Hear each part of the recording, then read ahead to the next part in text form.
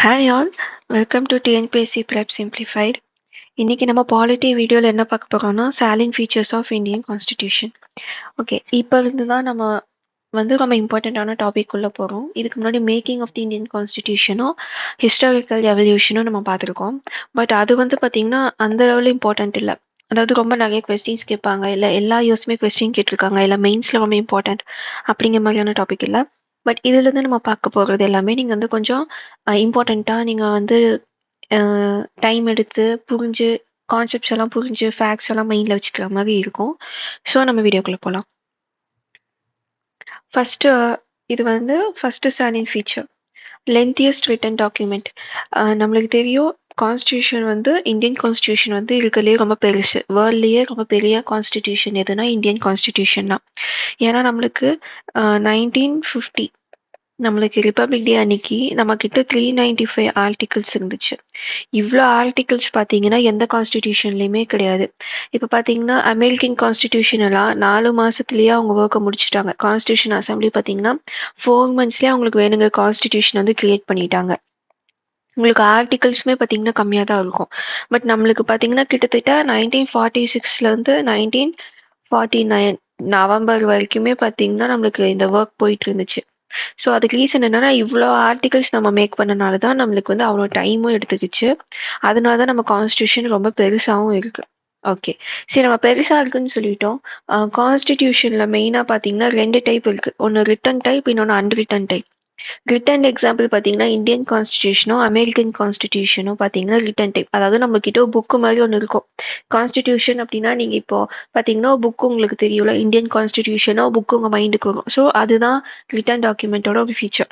அதே யூகேல பார்த்தீங்கன்னா அன்ரிட்டன், அதாவது ஒரு புக்கு இதுதான் நம்மளோட கான்ஸ்டிடியூஷன் அவங்கக்கிட்ட ஒன்று இருக்காது. அவங்க கிங் காலத்திலிருந்து இப்போ வரைக்கும் அவங்க போடுற நிறைய ரூல்ஸ் அண்ட் ரெகுலேஷன்ஸை கம்பைல் பண்ணி அதை தான் அவங்க கான்ஸ்டியூஷன் மாதிரி வச்சுருப்பாங்க. ஸோ அவங்கக்கிட்ட அன்ரிட்டன் கான்ஸ்டிடியூஷன், அதாவது புக்கு மாதிரி இதுதான் எங்கள் கான்ஸ்டியூஷன் காட்டுறதுக்கு அவங்ககிட்ட எதுவுமே கிடையாது. ரொம்ப வருஷமா அவங்க என்னெல்லாம் ஃபாலோ பண்ணாங்களோ அதுதான் அவங்க கான்ஸ்டியூஷன் மாதிரி வச்சுருப்பாங்க. ஸோ இதுதான் ரிட்டர்னுக்கும் அன்ரிட்டனுக்கும் இருக்க வித்தியாசம். என்னதான் நம்மளை காலனைஸ் பண்ண யூகே கிட்ட அன்ரிட்டன் கான்ஸ்டியூஷன் மெத்தட் இருந்தாலும் நம்ம ரிட்டர்ன் கான்ஸ்டியூஷன் தான் வச்சுருக்கோம். ஸோ அது மைண்ட் வச்சுக்கோங்க. ஆப்ஷனில் பார்த்து யூகேவை பார்த்து தானே நம்ம நிறையா திங்ஸ் ஃபாலோ பண்ணுறோம். ஸோ ஆப்ஷன்ஸ் இப்போ அன்ரிட்டன் கான்ஸ்டியூஷன் எந்த கண்ட்ரியில் இருக்கும்போது நீங்கள் யூகே இருக்காதுன்னு நீங்கள் நினச்சிக்காதீங்க. UK unwritten constitution. Okay, so already நான் சொன்ன மாதிரி lengthiest written constitution of the world, 395 articles and 8 schedules இருந்துச்சு. நம்மளுக்கு கான்ஸ்டியூஷன் கிரியேட் பண்ணி முடிக்கும் போது பார்த்தீங்கன்னா இவ்வளோ ஆர்டிகல்ஸும் 8 ஸ்கெடியூல்ஸும் இருந்திருக்கு. சரி, இவ்வளோ பெரிய கான்ஸ்டியூஷன் நம்மளுக்கு ஏன் தான் வந்துச்சு அப்படின்னா அதுக்கு 4 ரீசன் இருக்குது. ஃபர்ஸ்ட் ரீசன் பார்த்தீங்கன்னா வாஸ்ட்னஸ், அதாவது இந்தியாவிலே பார்த்தீங்கன்னா ஒரு பெரிய கண்ட்ரி, நம்மளை சப்கான்டினென்ட்னு சொல்லுவாங்க. நம்மக்கிட்ட ரொம்ப பெரிய லேண்ட் இருந்துச்சு, நிறைய கல்ச்சரும் இருந்துச்சு அந்த லேண்ட்னால. இப்போ டெசர்ட்ல இருக்கவங்க ஒரு மாதிரி இருப்பாங்க, கோஸ்டல் ஏரியாவில் ஒரு மாதிரி இருப்பாங்க, மவுண்டெயினில் ஒரு மாதிரி இருப்பாங்க. ஸோ ஜியாகிரபிக்கல் ஃபீச்சருமே அதுக்கு ஒரு காரணம். அதாவது நிறைய பீப்புளை உள்ளடக்கி அவங்களுக்கு வேணுங்கிற ரூல்ஸ் அண்ட் ரெகுலேஷன்ஸை நம்ம பண்ணுறனால நம்மளுக்கு பெரிய கான்ஸ்டியூஷன் தேவைப்பட்டுச்சு. அடுத்தது பார்த்தீங்கன்னா ஹிஸ்டாரிக்கல் ஃபேக்டர். இப்போ நம்ம ஹிஸ்டாரிக்கலாக நம்ம பார்த்தோம்னா நம்மளை ஒரு 200 வருஷம் கிட்டத்தட்ட ஒரு ஃபாரின் கண்ட்ரி நம்மளை காலனைஸ் பண்ணிட்டாங்க. நம்மளுக்கு நேட்டிவ் ரூல் அப்படின்னு ஒன்று பெருசாக கிடையாது. பிகாஸ் இந்தியா அப்படிங்கிற ஒரு கண்ட்ரியை ஃபுல்லாகவே ஒட்டுக்கா ஒருத்தவங்க நேட்டிவ் ரூலர் ஒருத்தவங்க ஃபுல்லாகவே ரொம்ப வருஷமாக ரூல் பண்ணிட்டு வந்தாங்க அப்படிங்கிற மாதிரி நம்மளுக்கு ஒரு ஹிஸ்ட்ரி கிடையாது. ஸோ நம்ம பிரிட்டிஷ் என்ன பண்ணாங்களோ நம்மளை அதுலேருந்து தான் நம்ம ஐ திங்ஸ் மாடர்ன் பாலிட்டியை நம்ம லேர்ன் பண்ணிக்கிறோம் அவங்க கிட்ட இருந்து. ஸோ 1935 ஆக்ட் பார்த்து தான் நம்ம கான்ஸ்டியூஷனில் நிறைய இம்ப்ளிமெண்ட் பண்ணியிருப்போம்.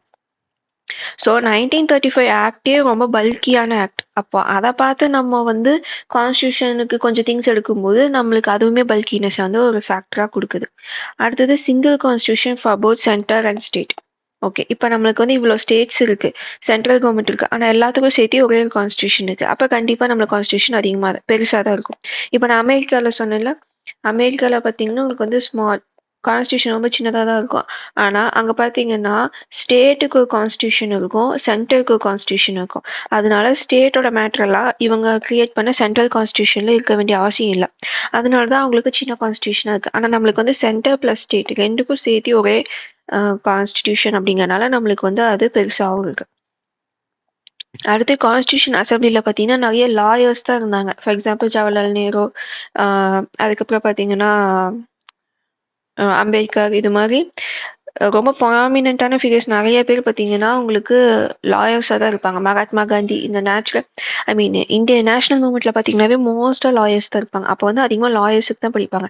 மகாத்மா காந்தி வந்து கான்ஸ்டியூஷன் அசம்பிளியில் கிடையவே கிடையாது. நான் எக்ஸாம்பிளுக்கு சொல்கிறேன். அந்த டைம் பீரியடில் படித்தவங்கனாவே அதிகமாக லாயர்ஸாக தான் இருப்பாங்க. ஸோ கான்ஸ்டியூஷன் அசம்பிளிலையுமே நிறைய படித்தவங்க தான் இருந்தாங்க. ஸோ அவங்க முக்கால்வாசி பேர் லாயராக இருந்தனால தான் அந்த பல்கினஸ்க்கு ஒரு ரீசனாகவும் இருக்குது. ஏன்னா அவங்க வந்து ஒவ்வொரு ஆர்டிக்கிளையுமே டிராஃப்ட் பண்ண விதம் வந்து பார்த்தீங்கன்னா ஒவ்வொரு வேர்டுமே ஃபியூச்சரில் இது படிக்கும்போது நிறைய மீனிங் கொடுத்துடக்கூடாது, ஒரு வேர்டே நிறைய மீனிங் கொடுக்குற மாதிரி இருந்துடக்கூடாதுங்கனால ரொம்ப கேர்ஃபுல்லாக ஒவ்வொரு ஆர்டிக்கிளையும் டிராஃப்ட் பண்ணாங்க. அதோட ரீசன் என்னாச்சுன்னா ஒவ்வொரு ஆர்டிக்கலுமே பிக்கா இருந்துச்சு. அப்போ 395 ஆர்டிக்கல்ங்கும் போது பெருசாகும். ஸோ இந்த 4 ரீசன்னால தான் நம்மளோட கான்ஸ்டிடியூஷன் வந்து பார்த்தீங்கன்னா ரொம்ப பெருசாக இருக்கு. Okay,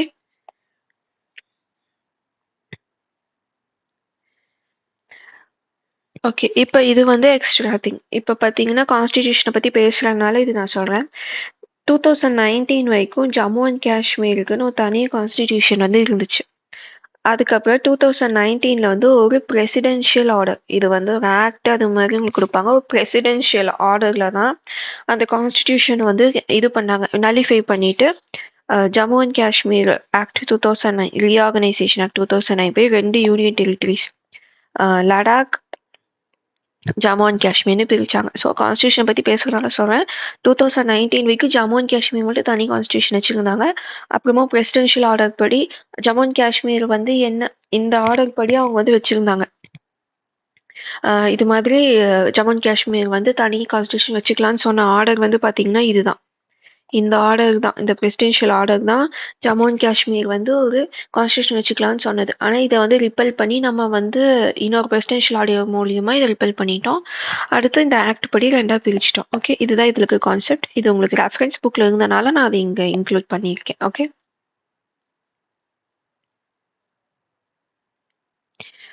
drawn from various sources. இது வந்து செகண்ட் salient feature.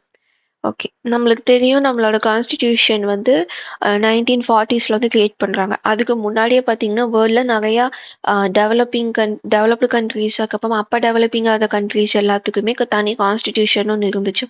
ஸோ நம்ம டெவலப் பண்ணும்போது என்ன பண்ணாங்க அப்படின்னா ஆல்ரெடி பண்ண கான்ஸ்டிடியூஷனில் என்னெல்லாம் மிஸ்டேக்ஸ் இருக்குது, என்னெல்லாம் ஃபீச்சர்ஸ் இருக்குது, என்னெல்லாம் ப்ளஸ் இருக்குது அப்படின்னு சொல்லி அது எல்லாத்தையுமே ரெஃபர் பண்ணி அதுக்கப்புறமா தான் நம்ம கான்ஸ்டியூஷன் வந்து ரெடி பண்ணிக்கோம். இது வந்து ஒரு சாலியன்ட் ஃபீச்சர். பிகாஸ் எந்த கான்ஸ்டிடியூஷனுமே நம்மளுக்கு என்ன வேணும் அப்படிங்கிறத அவங்க அப்படியே ஒரு ஒரு கோல் நோக்கி அப்படியே தான் போனாங்க. ஆனால் நம்ம என்ன பண்ணோம்னா அதர்ஸ் மிஸ்டேக்லேருந்து கற்றுக்கணும்னு நினச்சி நம்ம அடுத்த கான்ஸ்டியூஷன், மற்ற கான்ஸ்டியூஷனில் என்னெல்லாம் இருக்குது, ப்ராக்டிக்கலாக அதை இம்ப்ளிமெண்ட் பண்ணும்போது என்னெல்லாம் பிரச்சனை வந்திருக்கு அப்படிங்கிறதெல்லாம் அனலைஸ் பண்ணி தான் நம்ம கான்ஸ்டியூஷன் ரெடி பண்ணிக்கோம். ஸோ இதுவுமே ஒரு சாலியன்ட் ஃபீச்சர். சாலியன்ட் அப்படின்னா இம்பார்ட்டன்ட், தனித்துவமான இது மாதிரி மீனிங் தான் சாலியன்ட்னு தரும். ஸோ இந்தியன் கான்ஸ்டியூஷனுக்கே இருக்கிற ஒரு ஃபீச்சர்ஸை பற்றி தான் நம்ம இப்போ பார்த்துட்டு இருக்கோம். அதில் 2வது தான் drawn from various sources.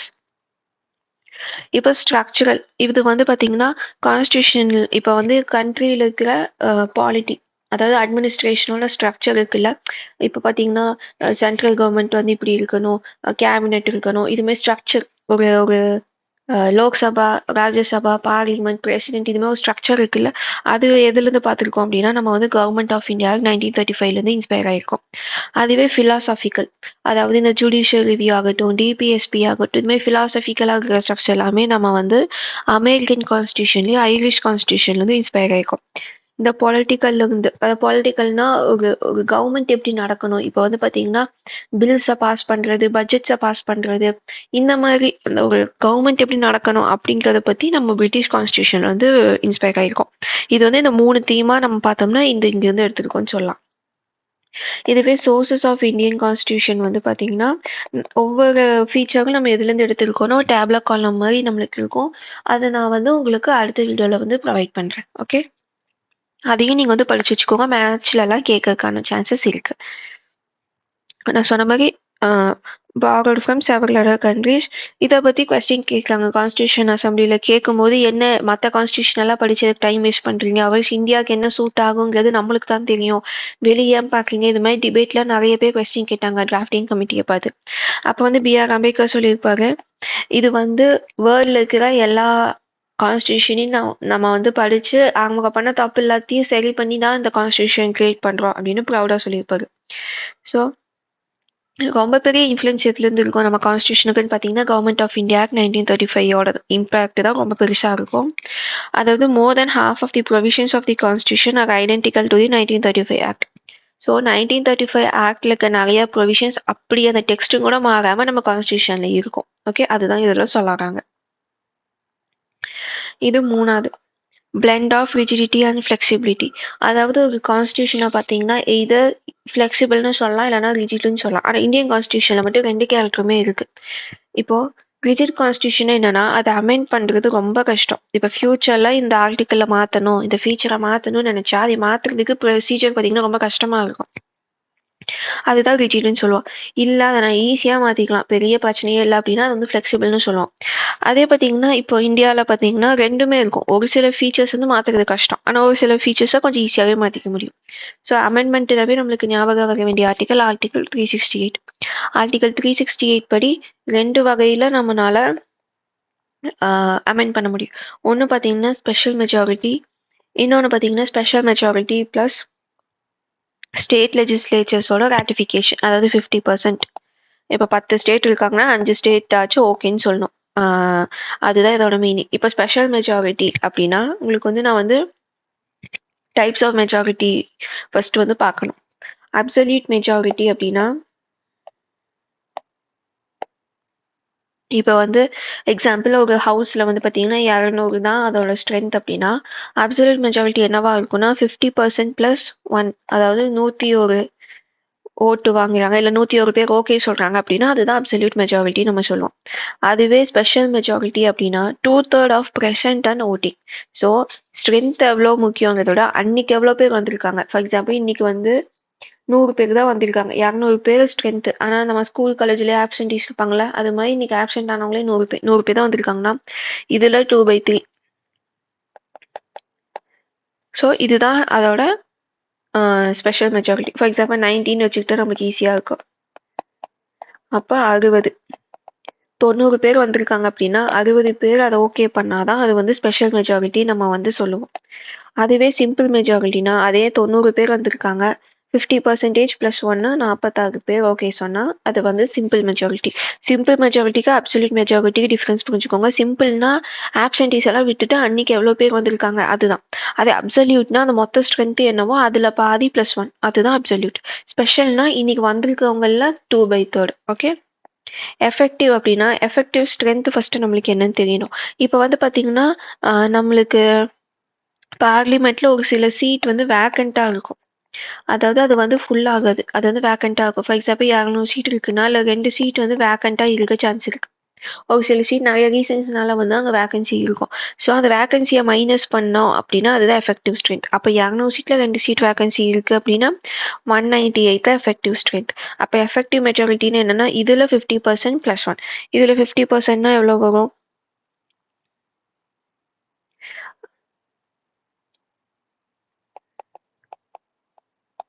100 okay இதுதான் எஃபெக்டிவ் ஸ்ட்ரென்த் இல்லை 50% 99 வரும் +1 100 ஓகே இதெல்லாம் தான் நம்மளுக்கு வந்து மெஜாரிட்டி என்னென்ன டைப்ஸ் ஆஃப் மெஜாரிட்டி இருக்குன்னு அர்த்தம் இப்போ வந்து ஆர்டிகல் 368 படி நம்ம வந்து special majority 2/3 of present and voting so இன்னைக்கு 2/3 எவ்வளோ பேர் வந்திருக்காங்களோ அதில் வந்தவங்கள 2/3 மெம்பர்ஸ் வந்து ஓகே பண்ணோம் ஓகே இது கூட அப்சல்யூட் மெஜாரிட்டியும் இருக்கும்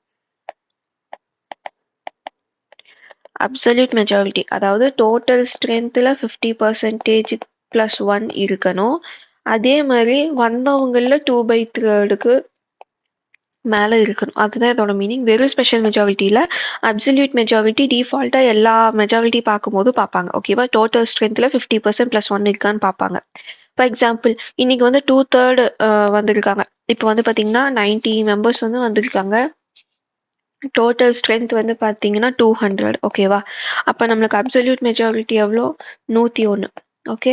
இப்போ வந்து இதில் ஸ்பெஷல் மெஜாரிட்டி 90 மெம்பர்ஸில் ஸ்பெஷல் மெஜாரிட்டியாலும் 62/3 + 1ன்னு வச்சுக்கலாமே. ஸோ ஸ்பெஷல் மெஜாரிட்டி பார்த்தீங்க அப்படின்னா 61ன்னு வச்சுக்கலாம். இப்போது எனக்கு ஓட் எடுக்கிறாங்க 90 மெம்பர்ஸில் 70 மெம்பர்ஸ் பார்த்தீங்க அப்படின்னா ஓகே நோட் பண்ணிக்காங்க. அப்போ வந்து எனக்கு ஸ்பெஷல் மெஜாரிட்டி அச்சீவ் ஆயிடுச்சு. ஆனால் அப்சல்யூட் மெஜாரிட்டி வரல. ஏன்னா எனக்கு 101 ஓட்டு வேணும். அப்போ என்ன ஆகுனா இது பாஸ் ஆகாது, பில் வந்து பாஸ் ஆகாது. ஏன்னா டிஃபால்ட்டாகவே அப்சல்யூட் மெஜாரிட்டி பை டிஃபால்ட்டாகவே பார்ப்பாங்க. ஓகே, இதுதான் உங்களுக்கு மெஜாரிட்டி பற்றி நீங்கள் தெரிஞ்சுக்க வேண்டியது. ஸோ இந்த மெஜாரிட்டி பேசிஸில் தான் ஃப்ளெக்சிபிளாக இல்லை ரிஜிடான்னு சொல்லுவாங்க. இப்போ சிம்பிள் மெஜாரிட்டி இருக்குன்னு வச்சுக்கோங்க. இன்றைக்கி எவ்வளோ பேர் வந்திருக்கீங்க? 90 மெம்பர்ஸா? 46 பேர் சொன்னால் போதும். ஸ்ட்ரென்த்தை பற்றி, எஃபெக்டிவ் ஸ்ட்ரென்த் எதையை பற்றி நான் கவலைப்பட மாட்டேன். இனி வந்தவங்க ஓட்டு போட்டால் போதும்.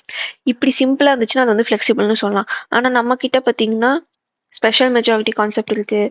அதுக்கப்புறம் பார்த்தீங்கன்னா இப்போ ஃபெடரல் ஸ்ட்ரக்சர், இப்போ பிரசிடெண்ட்டை பற்றியோ இந்த ஃபெடரல் ரிலேஷன் எலெக்ஷனை பற்றியோ இது மாதிரிலாம் நம்ம மாற்றுறோம் அப்படின்னா நம்மளுக்கு வந்து ஸ்டேட்டோட பெர்மிஷனும் தேவைப்படும். ஸோ இதெல்லாம் பார்த்தீங்கன்னா ஒரு ரிஜிடிட்டி சொல்லுது.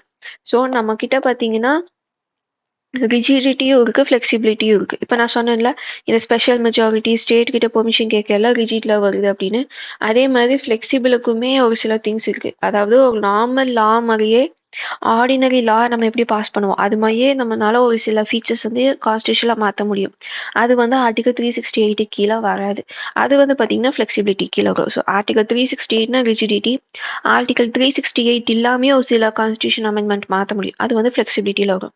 ஸோ நம்ம ஃபீச்சர் என்னன்னா நம்மக்கிட்ட ரிஜிடிட்டியும் இருக்குது, ஃப்ளெக்சிபிலிட்டியும் இருக்குது. ஸோ இதுதான் தேர்டு ஃபீச்சர். ஓகே,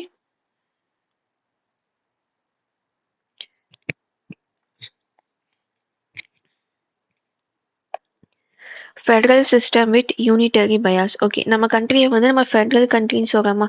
ஏன்னா நம்மக்கிட்ட யூனியன் கவர்மெண்ட் இருக்குது, அதுக்கிட்ட ஸ்டேட் கவர்மெண்ட் இருக்குது. ஸோ நம்ம ஃபெடரல் ஸ்ட்ரக்சர்னு சொல்கிறோம். ஆனால் நம்மளது உண்மையாலுமே ஃபெடரலான்னு கேட்டால் இல்லை, நம்மக்கிட்ட சில யூனிட்டரி ஃபீச்சர்ஸுமே இருக்குது. ஸோ எப்படி நம்ம கான்ஸ்டியூஷன் வந்து ரிஜிடுன்னு சொல்ல முடியாது, ஃப்ளெக்சிபிள்னு சொல்ல முடியாதோ, நம்மளோட கண்ட்ரியோட ஸ்ட்ரக்சர் பார்த்தீங்கன்னா ஃபுல் அண்ட் ஃபுல் ஃபெடரல் அப்படின்னு சொல்ல முடியாது, ஃபுல் அண்ட் ஃபுல் யூனிட்டரி கண்ட்ரியாக இருக்குது அப்படின்னு சொல்ல முடியாது. எக்ஸாம்பிள் பார்த்தீங்கன்னா இப்போ யூஎஸ்ஏ எடுத்துக்கலாம். யூஎஸ்ஏல பார்த்தீங்கன்னா எல்லா ஸ்டேட்டும் சேர்ந்து ஒரு சென்ட்ரல் கவர்மெண்ட்டாக க்ரியேட் பண்ணியிருப்பாங்க. அதாவது சென்ட்ரல் கவர்மெண்ட் வந்து ஸ்டேட் கவர்மெண்ட் கிட்ட ஒரு அக்ரிமெண்ட் மூலியமா சேர்ந்துருப்பாங்க. ஓகே, அதாவது ஒரு சைன் பண்ணியிருப்பாங்க. இப்போ இந்த ஸ்டேட் நாங்கள் எல்லாரும் சேர்ந்து யூனியன் கவர்மெண்ட்டுக்கு வந்து பவர் தரோம், எங்களுக்கு வந்து டிஃபென்ஸ் இது மாதிரி திங்ஸ்லாம் நீங்கள் ஹேண்டில் பண்ணிக்கோங்க, அதுக்கு டிரான்சாக்ஷனாக எங்ககிட்டேருந்து இந்த டேக்ஸ் எல்லாம் உங்களுக்கு வரும். அது மாதிரி ஒரு அக்ரிமெண்ட் இருக்கும். ரெண்டு கவர்மெண்ட் கிட்ட அக்ரிமெண்ட் இருக்கிறது தான் ஃபெடரல் ஸ்ட்ரக்சரோட ஒரு மெயின் ஃபீச்சர்னு வச்சுக்கலாம். ஃபெடரல் கவர்மெண்ட்டோட மெயின் ஃபீச்சரே இந்த அக்ரிமெண்ட் தான். ஆனால் இந்தியாவில் பார்த்தீங்கன்னா அப்படி ஒரு அக்ரிமெண்ட் போடவே கிடையாது. இப்போ பார்த்தீங்கன்னா தமிழ்நாடு, கேரளா, பஞ்சாப் இவங்கெல்லாம் போயா ஒரு சென்ட்ரல் கவர்மெண்ட் கிட்ட அக்ரிமெண்ட் போட்டாங்க. இது மாதிரி நம்ம 2 பேர் இப்படி ஒரு ரிலேஷன்ஷிப்பில் இருக்கலாம், ஃபெடரல் கவர்மெண்ட் ரிலேஷன்ஷிப்பில் இருக்கலாம் அப்படிங்கிற மாதிரி கிடையவே கிடையாது. நம்ம இண்டிபெண்டன்ஸ் வாங்கும்போது நம்ம கிட்ட இருக்க லேண்டை நம்ம பிரிச்சுக்கிட்டோம், இது இந்த ஸ்டேட்டு இது இந்த ஸ்டேட்டுன்னு. ஸோ இப்போ சென்ட்ரல் கவர்மெண்ட் தான் ஸ்டேட்டை டிசைட் பண்ணுறாங்களா, ஸ்டேட்டோட பவுண்டரி எப்படி வேணால் மாற்றலாம், ஒரு ஸ்டேட்டை 2ஆக பிரிக்கலாம், இல்லை 2 ஸ்டேட்டை ஒன்றா மாற்றலாம். ஸோ இவ்வளோ இந்த மாதிரி ஸ்டேட் வந்து இப்போ ஒரு ஸ்டேட் வந்து தமிழ்நாடு அப்படிங்கிற ஸ்டேட்டு ஒரு ஸ்டேட்டாக இருக்கணுமா, இல்லை 2 ஸ்டேட்டாக பிரியணுமா, இல்லை ஆந்திரா அப்படிங்கிற ஸ்டேட்டு தனியாக இருக்கணுமா, இல்லை தெலுங்கானான்னு பிரிக்கணுமா, இது எல்லாமே பார்த்தீங்கன்னா சென்ட்ரல் கவர்மெண்ட் கிட்ட தான் இருக்குது. அதை தான் ஹோல்டிங் டுகெதர் ஃபெடரேஷன்னு சொல்லுவோம். அதாவது சென்ட்ரல் கவர்மெண்ட்டு தான் இந்த ஸ்டேட் எல்லாத்தையும் இறுக்கி பிடிச்சிட்டு இருக்காங்க. அதாவது அவங்க கண்ட்ரோல் இது மேலே இருக்குது, அந்த மாதிரி மைண்டில் வச்சுக்கோங்க. அதுதான் ஹோல்டிங் டுகெதர் ஃபெடரேஷன். இதில் வந்து அக்ரிமெண்ட் எல்லாம் போட்டிருக்க மாட்டாங்க. அதனால தான் நம்மளோட கான்ஸ்டிடியூஷனில் வந்து நம்மளை யூனியன் ஆஃப் ஸ்டேட்டுன்னு சொல்லியிருப்பாங்களே தவிர ஃபெடரேஷன்னு சொல்லியிருக்க மாட்டாங்க. ஏன் ஃபெடரேஷன்னு சொல்லலாம்னா நம்மளை அக்ரிமெண்ட் போடல. ஸோ உங்களுக்கு வந்து ஸ்டேட்மெண்ட் பேஸில் இது மாதிரி கேட்க சான்ஸ் இருக்குது. ஸோ இது மைண்டில் வச்சுக்கோங்க. நம்ம அக்ரிமெண்ட் போடாதனால கான்ஸ்டியூஷனில் நம்மளை வந்து ஃபெடரல்னு சொல்லவே கிடையாது. நம்ம வந்து ஹோல்டிங் டுகெதர் ஃபெடரேஷன். ஓகே, நம்மளை வந்து யூனியன் ஆஃப் ஸ்டேட்ஸ் அப்படின்னு தான் சொல்லியிருக்காங்க. ஸோ இதுதான் ஃபெடரல் சிஸ்டம். ஏன் நம்ம வந்து ஃபெடரல் சிஸ்டம் இல்லை அப்படிங்கிறதுக்கு. அதுக்காக நம்ம யூனிட்டரி கவர்மெண்ட்டா? அதுவும் கிடையாது. நம்மக்கிட்ட ஸ்டேட் கவர்மெண்ட்டுன்னு ஒன்று இருக்குது, ஹைகோர்ட்டுன்னு ஒன்று இருக்குது, சீஃப் மினிஸ்டர்னு ஒருத்தவங்க இருக்காங்க, ஸ்டேட்டுக்குன்னு ஒரு சில ஸ்டேட்டுக்குன்னு பார்த்தீங்கன்னா டாக்ஸேஷன் லிமிட் இருக்கு. அதுக்கப்புறம் பார்த்தீங்கன்னா அவங்களுக்குன்னு ஒரு அட்டானமி இருக்கு. அதாவது ஃபுல்லா சென்ட்ரல் கவர்மெண்ட் இன்ஸ்ட்ரக்ஷனை தான் கேட்டு பண்ணணும்னு கிடையாது. இவங்களுக்குன்னு அட்டானமி இருக்கு. அப்போ இது வந்து யூனிட்டரியும் கிடையாது. ஸோ நம்ம கிட்ட யூனிட்டரியோட ஃபீச்சர்ஸும் இருக்கு, ஃபெடரல் ஃபீச்சர்ஸும் இருக்கு. ஸோ இதெல்லாம் தான் யூனிட்டரி ஃபீச்சர்ஸ். அதாவது single constitution, flexible constitution. Unitary government எல்லாம் பார்த்தீங்க அப்படின்னா அவங்க கான்ஸ்டியூஷன் ரொம்ப ஃப்ளெக்சிபிளாக இருக்கும். சென்ட்ரல் கவர்மெண்ட் நினைச்சமே அதை மாற்றிப்பாங்க. ஸ்டேட் கவர்மெண்ட் கிட்ட எல்லாம் ராட்டிஃபிகேஷன் கேட்க மாட்டாங்க. நம்ம ஆர்டிகல் 368 படி பார்த்தோம்ல, இப்போ வந்து ஃபெடரல் ஸ்ட்ரக்சரை வந்து ஏதாச்சும் மாற்றுது, இல்லை பிரசிடென்ட்டை பற்றி இல்லை எலெக்ஷனை பற்றி ஏதாச்சும் மாற்ற போகிறோம் அப்படின்னா நம்ம ஸ்டேட் கவர்மெண்ட்டோட லெஜிஸ்லேச்சர் கிட்ட இருந்து ராட்டிஃபிகேஷன் வாங்கணும் அப்படின்னு அதெல்லாம் இங்கே இருக்காது. எமர்ஜென்சி பவர், நம்ம கிட்ட எமர்ஜென்சி பவர் இருக்குல்ல, ஃபினான்ஷியல், நேஷனல் அண்ட் ஸ்டேட், அது எல்லாமே உங்களுக்கு யூனிட்டரி ஃபீச்சர் கீழே வரும். அப்போ நமக்கு சிங்கிள் சிட்டிசன்ஷிப் தான் இருக்குது. யூஎஸ்ஏல பார்த்தீங்கன்னா அவங்ககிட்ட ஸ்டேட் சிட்டிசன்ஷிப் இருக்கும், சென்ட்ரல் சிட்டிசன்ஷிப் இருக்காங்க. அதாவது ஃபார் எக்ஸாம்பிள் இப்போ அவங்க ஒரு கலிஃபோர்னியாவில் இருக்காங்க அப்படின்னா அவங்க அந்த ஸ்டேட்டோட சிட்டிசனாகவும் இருப்பாங்க, யூஎஸ்ஏவோட சிட்டிசன், 2 சிட்டிசன்ஷிப் வச்சுருப்பாங்க. ஆனால் நம்ம இங்கே தமிழ்நாடு சிட்டிசன், பக்கத்து ஸ்டேட்டுக்கெல்லாம் போக முடியாது, இல்லைன்னா பெர்மிஷன் வாங்கிட்டு போகணும் அப்படிலாம் கிடையாது. நம்மளுக்கு இருக்கிறது இந்தியன் சிட்டிசன்ஷிப். நம்ம இந்தியா ஃபுல்லாக ஈக்குவலாக நம்ம வந்து எல்லா பெனிஃபிட்டையும் அவைல் பண்ணிக்க முடியும். அடுத்து ஆல் இண்டியா சர்வீஸ். இப்போ ஒரு ஐபிஎஸ்ஓ இல்லை வந்து ஒரு ஐஏஎஸ்ஓ இல்லை ஒரு ஐஆர்எஸ்ஓ இருக்காங்க அப்படின்னா அவங்க வந்து சென்ட்ரல் கவர்மெண்ட் தான் இவங்களை அப்பாயிண்ட் பண்ணுறாங்க. ஆனால் இவங்க ஸ்டேட் கவர்மெண்ட்டுக்கு கீழே வேலை செய்வாங்க. அதாவது ஸ்டேட் கவர்மெண்ட்டுக்கு அசிஸ்ட் பண்ணுற எக்ஸிக்யூட்டிவுமே சென்ட்ரல் கவர்மெண்ட் அப்பாயிண்ட் பண்ணுற மாதிரி இருக்கு. அடுத்து கவர்னர் அப்பாயின்மெண்ட். சிஎம் பாஸ் பண்ணுற பில்லை சைன் பண்ணுறவங்க யாரு? கவர்னர். அவங்கள அப்பாயிண்ட் பண்ணுறது யாரு? Central. So full and full state கவர்மெண்ட்டுக்கு அட்டானமி இல்லை. ஸோ இதெல்லாம் தான் யூனிட்டரி ஃபீச்சர். அடுத்தது ஒன் எலெக்ஷன் கமிஷன். சென்டருக்கும் சரி ஸ்டேட்டுக்கும் சரி எலெக்ஷன் வைக்கிறது ஒரு எலெக்ஷன் கமிஷன் தான். Integrated judiciary. ஸோ இப்போ பார்த்தீங்க அப்படின்னா ஸ்டேட் லாஸ், இப்போ ஸ்டேட்டில் ஒரு லா பாஸ் பண்ணுறாங்க அப்படின்னா அதையும் சுப்ரீம் கோர்ட் வரைக்கும் நீங்கள் எடுத்துகிட்டு போகலாம், சென்ட்ரலில் போடுறதையும் சுப்ரீம் கோர்ட் வரைக்கும் எடுத்துகிட்டு போகலாம். அதுவே நீங்கள் யூஎஸ்ஏலலாம் பார்த்தீங்கன்னா ஸ்டேட் கவர்மெண்ட் போடுறது ஸ்டேட் கோர்ட்லேயோ, யூனியன் கவர்மெண்ட் போடுறத ஃபெடரல் கோர்ட்லேயும் அவங்க பார்ப்பாங்க. இப்போ ஸ்டேட் லாவை வந்து அவங்க அப்பீலுக்கு ஃபெடரல் கோர்ட்டுக்கெல்லாம் எடுத்துகிட்டு போக முடியாது. ஆனால் நம்ம இங்கே அப்படி இல்லைல்ல. இப்போ தமிழ்நாட்டில் ஒரு ரூல் இருக்குது. ஃபார் எக்ஸாம்பிள் தமிழ்நாடுக்குன்னு ஒரு மெட்டர்னிட்டி ஆக்ட் இருக்குது அப்படின்னா அது ரூல் அதை வந்து ஃபாலோ பண்ணலை அப்படின்னா அதோட வந்து சுப்ரீம் கோர்ட் வரைக்கும் எடுத்துகிட்டு போகலாம். சுப்ரீம் கோர்ட் வந்து இது நீங்கள் ஸ்டேட்டில் பார்த்துக்கணும், மெட்ராஸ் ஹைகோர்ட்டுக்கு போங்கன்னு சொல்ல மாட்டாங்க. ஸோ இன்டிகிரேட்டடாக இருக்குது நம்ம ஜுடிஷியரி. அதுவுமே one of the unitary feature. அடுத்தது சிஏஜி. இப்போ இந்தியாவில் இருக்க மொத்த கவர்மெண்ட் எல்லாத்தையுமே ஆடிட்டிங் பண்ணுறது சிஏஜி. சிஏஜி அப்பாயிண்ட் பண்ணுறது யாரு? யூனியனில், அதாவது பிரசிடென்ட் அப்பாயிண்ட் பண்ணுறாங்க. ஸோ ஒவ்வொரு ஸ்டேட்டுக்கு தனித்தனியாக ஆடிட்டிங் கால் இருக்காங்களான்னா கிடையாது. அவங்க போய் சென்ட்ரல் கிட்ட சப்மிட் பண்ணுற மாதிரி இருக்குது. ஸோ இதுவுமே யூனிட்டரி ஃபீச்சர். அதே மாதிரி ஸ்டேட் அனுப்புகிற பில்ஸுக்கு பார்த்தீங்கன்னா பிரசிடென்ட்டுக்கு வெட்டோ பவர் ஜாஸ்தி. ஸோ இதுவுமே one of the unitary feature. இப்போ பில்னா என்ன, விட்டோ பவர்னா என்னன்னு உங்களுக்கு கன்ஃபியூஸ் ஆகும். இது நம்ம அடுத்த டாபிக்ஸ் போக போக உங்களுக்கு வந்து ஒவ்வொன்று எக்ஸ்பிளைன் பண்ணும்போது புரிஞ்சிடும். இப்போதைக்கு இதை மைண்டில் மட்டும் வச்சுக்கோங்க. ஓகே, இதை நான் அகெயின் அந்த டாபிக்லேயே உங்களுக்கு எக்ஸ்பிளைன் பண்ணுவேன். அடுத்தது ஃபினான்ஷியல் டிபெண்டன்ஸ் ஆஃப் ஸ்டேட். இப்போ ஸ்டேட்டுக்கு ஃபண்டு நிறையா எங்கேருந்து வருது அப்படின்னா நம்ம வாங்குற டேக்ஸை விட, ஸ்டேட் கவர்மெண்ட் வாங்குற டேக்ஸை விட சென்ட்ரல் கவர்மெண்ட் கிட்ட வந்து நமக்கு தேவைப்படுது. ஸோ காசு ஃபண்டிங்காக நம்ம வந்து சென்ட்ரல் கவர்மெண்ட்டை டிபெண்ட் பண்ணி தான் இருக்கோம். ஸோ இதுவுமே ஒரு யூனிட்டரி ஃபீச்சர் தான். ஓகே, எல்லாமே யூனிட்டரியா அப்படின்னா அதுவும் கிடையாது. நம்மக்கிட்ட ஃபெடரலுக்கான நிறைய ஃபீச்சர்ஸும் இருக்குது. 2 கவர்மெண்ட் இருக்குது. சென்ட்ரல் கவர்மெண்ட்டே வந்து தமிழ்நாட்டில் வந்து என்ன பண்ணணும்னு சொல்கிறது இல்லை. நம்மளுக்குன்னு ஒரு ஸ்டேட் கவர்மெண்ட் இருக்குது. ஸோ இதுவுமே ஒரு ஃபெடரல் ஃபீச்சர். அடுத்து டிவிஷன் ஆஃப் பவர். எல்லாத்தையும் நான் தான் பண்ணுவேன்னு சென்ட்ரல் கவர்மெண்ட் கிடையாது. 3 லிஸ்ட்டாக பிரித்து ஸ்கெடியூல் 7 வச்சுருக்காங்க. ஸோ இதுவுமே ஃபெடரல் ஃபீச்சர். அடுத்து கான்ஸ்டிடியூஷன் தான் பெருசு, பார்லிமெண்ட் பெருசு கிடையாது. கான்ஸ்டிடியூஷன் தான் பெருசு. இப்போ பார்லிமெண்ட்டாக கான்ஸ்டியூஷன்னா எப்போவுமே கான்ஸ்டியூஷன் தான் பெருசு. ஸோ இது வந்து one of the federal feature. அடுத்து இண்டிபெண்டன்ட் ஜுடிஷியரி. இப்போ என்னதான் ஜுடிஷியரி சுப்ரீம் கோர்ட் ஹை கோர்ட்னு இன்டிகிரேட்டடாக இருந்தாலும் சென்ட்ரல் கவர்மெண்ட்டுக்கு கீழே கிடையாது, இண்டிபெண்ட்டாக இருக்காங்க. ஸோ ஃபெடரல் ஃபீச்சரில் இதுவுமே ஒன்று. ஏன் அப்படின்னா இப்போ ஃபார் எக்ஸாம்பிள் ஒரு ஃபெடரல் கண்ட்ரியில் எமர்ஜென்சி டிக்ளேர் பண்ணுறாங்க அப்படின்னா, இப்போ இந்தியாவில் எமர்ஜென்சி டிக்ளேர் பண்ணுறாங்கன்னா பவர் யார்கிட்ட போகும்? சென்டர் கிட்ட போகும். அதுவே உண்மையான ஒரு ஃபெடரல் கண்ட்ரி இந்த அக்ரிமெண்ட் மேலே போட்டு ஃபெடரல் கண்ட்ரி வருது அப்படின்னா அப்போ எமர்ஜென்சி அப்போ பவர் யார்கிட்ட போகணும்? ஜுடிஷியரி கிட்ட தான் போகும். ஏன்னா அவங்க இண்டிபெண்ட்டாக இருக்காங்க. ஸோ அதனால தான் இண்டிபெண்டன்ட் ஜுடிஷியரி ஃபெடரலுக்கு கீழே வருது. நம்ம இந்தியாவோட எமர்ஜென்சி பவர் வந்து யூனிட்டரி கீழே போகுது. ஓகே, ஃபெடரல் கண்ட்ரீஸ்லேயுமே இப்போ யூஎஸ்ஏ எடுத்திங்கன்னா அங்கேயுமே உங்களுக்கு வந்து எமர்ஜென்சி பவர் இருக்குது. ஆனால் எமர்ஜென்சி போட்டாச்சுன்னா 2 கவர்மெண்ட்டுக்குமே பவர் போய் ஜுடிஷியரி தான் எல்லா டிசிஷனையும் எடுப்பாங்க. ஆனால் இந்தியாவில் என்ன ஆகுது? ஸ்டேட் கவர்மெண்ட்டுக்கு பவர் போய் சென்ட்ரல் கவர்மெண்ட் தான் ஃபுல் பவரில் இருப்பாங்க. ஸோ இதுதான் அமெரிக்கால இருக்கிற எமர்ஜென்சிக்கும் இந்தியாவில் இருக்கிற எமர்ஜென்சிக்கும் இருக்க வித்தியாசம். ஜுடிஷியரியுமே இந்தியாவுக்கும் அமெரிக்காவுக்கும் இருக்க வித்தியாசம். ஓகே, இண்டிபெண்டன்ட் ஜுடிஷியரி அப்படிங்கிறது ஒரு ஃபெடரல் ஃபீச்சர். ஏன் அப்படிங்கிறதையும் நான் சொல்லியிருக்கேன். பவர் ஏன்னா அவங்க கிட்ட இருக்கு. பைகேமரலிசம் ஏன்னா எல்லா ஸ்டேட்டையும் வந்து ரெப்ரசென்ட் பண்ணும். அதனால லோவர் ஹவுஸ்னு ஒன்று தேவைப்படும். அப்போ 2 ஹவுஸ் இருக்கு அப்படின்னாவே அது வந்து ஃபெடரல் ஃபீச்சர். அடுத்து ரிட்டன் கான்ஸ்டிடியூஷன். ஒரு புக்குன்னு ஒன்று இருந்தால் தான் நீங்கள் போய் கேட்க முடியும். ஸ்டேட் கவர்மெண்ட்டுக்குன்னு இந்தந்த பவர் இருக்கு, ஸ்டேட் கவர்மெண்ட்டுக்கு இந்தந்த ப்ரொவிஷன்ஸ் இருக்கு, நீங்க போய் கேட்க முடியும். புக்குன்னு ஒன்று கிடையாது. எதை வேணா நான் கான்ஸ்டியூஷனா சொல்லுவேன்னு பார்லிமெண்ட். இப்போ யூகேல பார்த்தீங்கன்னா யூகே சொல்றதுதான் பார்லிமெண்ட் சொல்றதுதான் கான்ஸ்டியூஷனுங்கிற மாதிரி. அப்படிதான் நீங்க போய் கொஸ்டின் பண்ண முடியாதா? பட் ஃபெடரல் கண்ட்ரினா 2 கவர்மெண்ட் இருக்க போகுது. ஸோ ஒரு கவர்மெண்ட்டே எல்லாத்தையும் பண்ண முடியாது. அப்போ ரிட்டன் கான்ஸ்டியூஷன் வேணும். அதனால தான் ரிட்டன் கான்ஸ்டியூஷன் பார்த்தீங்கன்னா ஃபெடரல் ஃபீச்சர்னு சொல்றோம். அடுத்து ரிஜிடிட்டி ஆஃப் தி கான்ஸ்டிடியூஷன். இப்போ சென்ட்ரல் கவர்மெண்ட்டும் ஸ்டேட் கவர்மெண்ட்டோட ரிலேஷன்ஷிப் கரெக்டாக இருக்கணும் அப்படின்னா கான்ஸ்டிடியூஷன் வந்து இஷ்டத்துக்கு மாற்றக்கூடாது.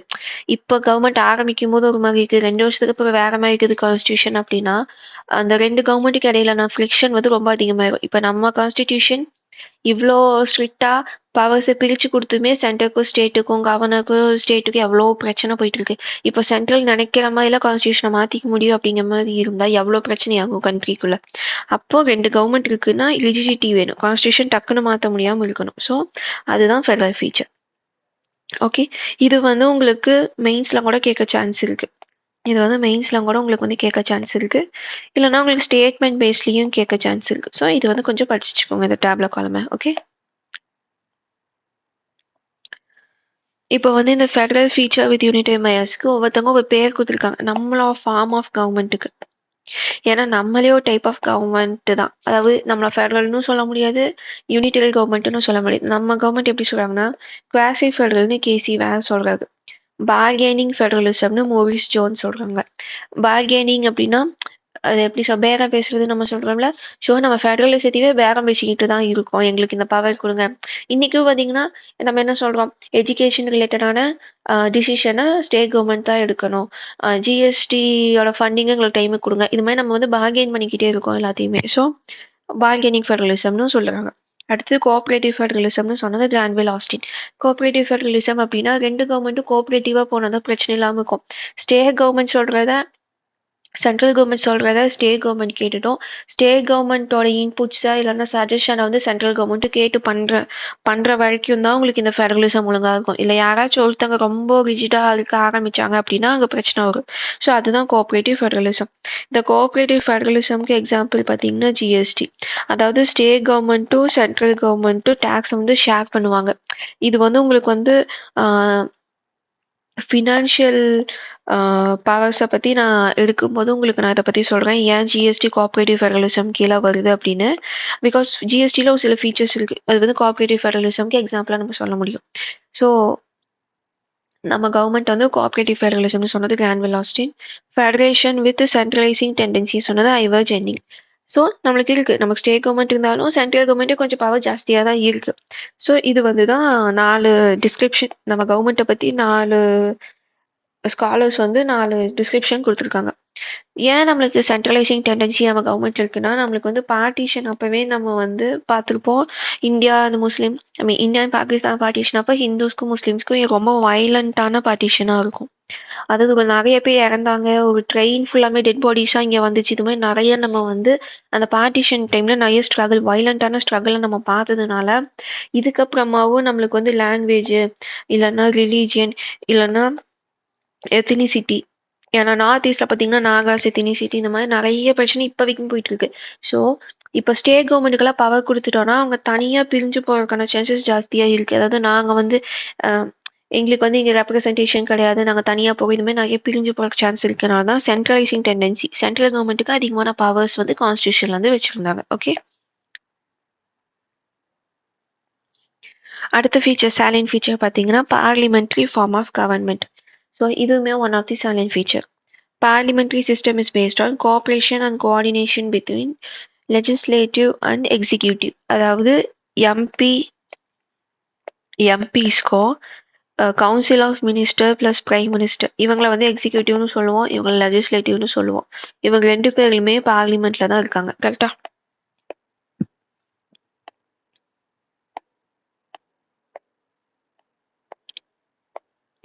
ஸோ இப்போ வந்து லெஜிஸ்லேட்டிவ்னு யாரெல்லாம் சொல்கிறோம், நம்ம யாரெல்லாம் லாஸ் மேக் பண்ண முடியுமோ அவங்கள வந்து லெஜிஸ்லேட்டிவ்னு சொல்லுவோம். யார் அதில் இம்ப்ளிமெண்ட் பண்ணுறாங்களோ அவங்க எக்ஸிக்யூட்டிவ்னு சொல்லுவோம். எக்ஸாம்பிள் சொல்லணும்னா பிரைம் மினிஸ்டரையும் கவுன்சில் ஆஃப் மினிஸ்ட்ரியும் நம்ம என்னன்னு சொல்லுவோம்னா எக்ஸிக்யூட்டிவ்னு சொல்லுவோம்.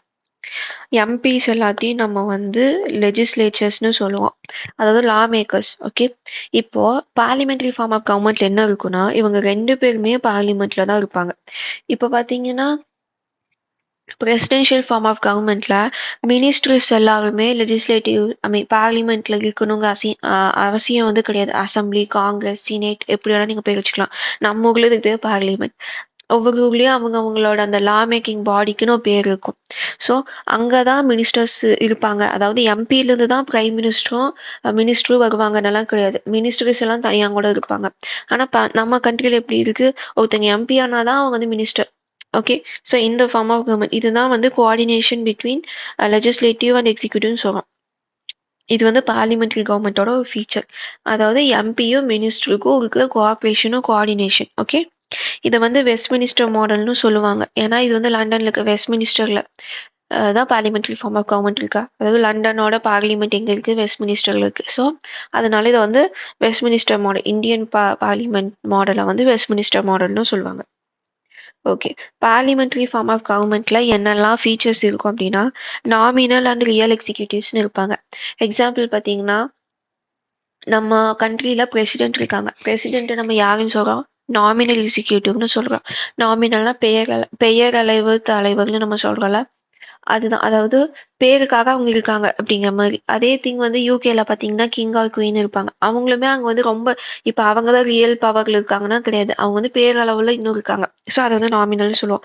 ரியல் எக்ஸிக்யூட்டிவ்ஸ் பிரைம் மினிஸ்டரே கவுன்சில் ஆஃப் மினிஸ்டர்ஸ் யூகேலையும் சரி இந்தியாலையும் சரி அவங்கள தான் நம்ம ரியல் எக்ஸிக்யூட்டிவ்னு சொல்றோம். அவங்க தான் எல்லா டிசிஷனையுமே எடுப்பாங்களா. ஏன்னா பிரசிடென்ட் வந்து prime minister council of minister சொல்றதை கேட்டு தான் நடக்கணும். ஆர்டிகல் 74 இதை தானே சொல்லுது. So nominal and real executives ஒரு பக்கம் இருக்காங்கன்னா அது ஒரு ஃபீச்சர் பார்லிமெண்ட்ரி ஃபார்ம் ஆஃப் கவர்மெண்ட்டுக்கு.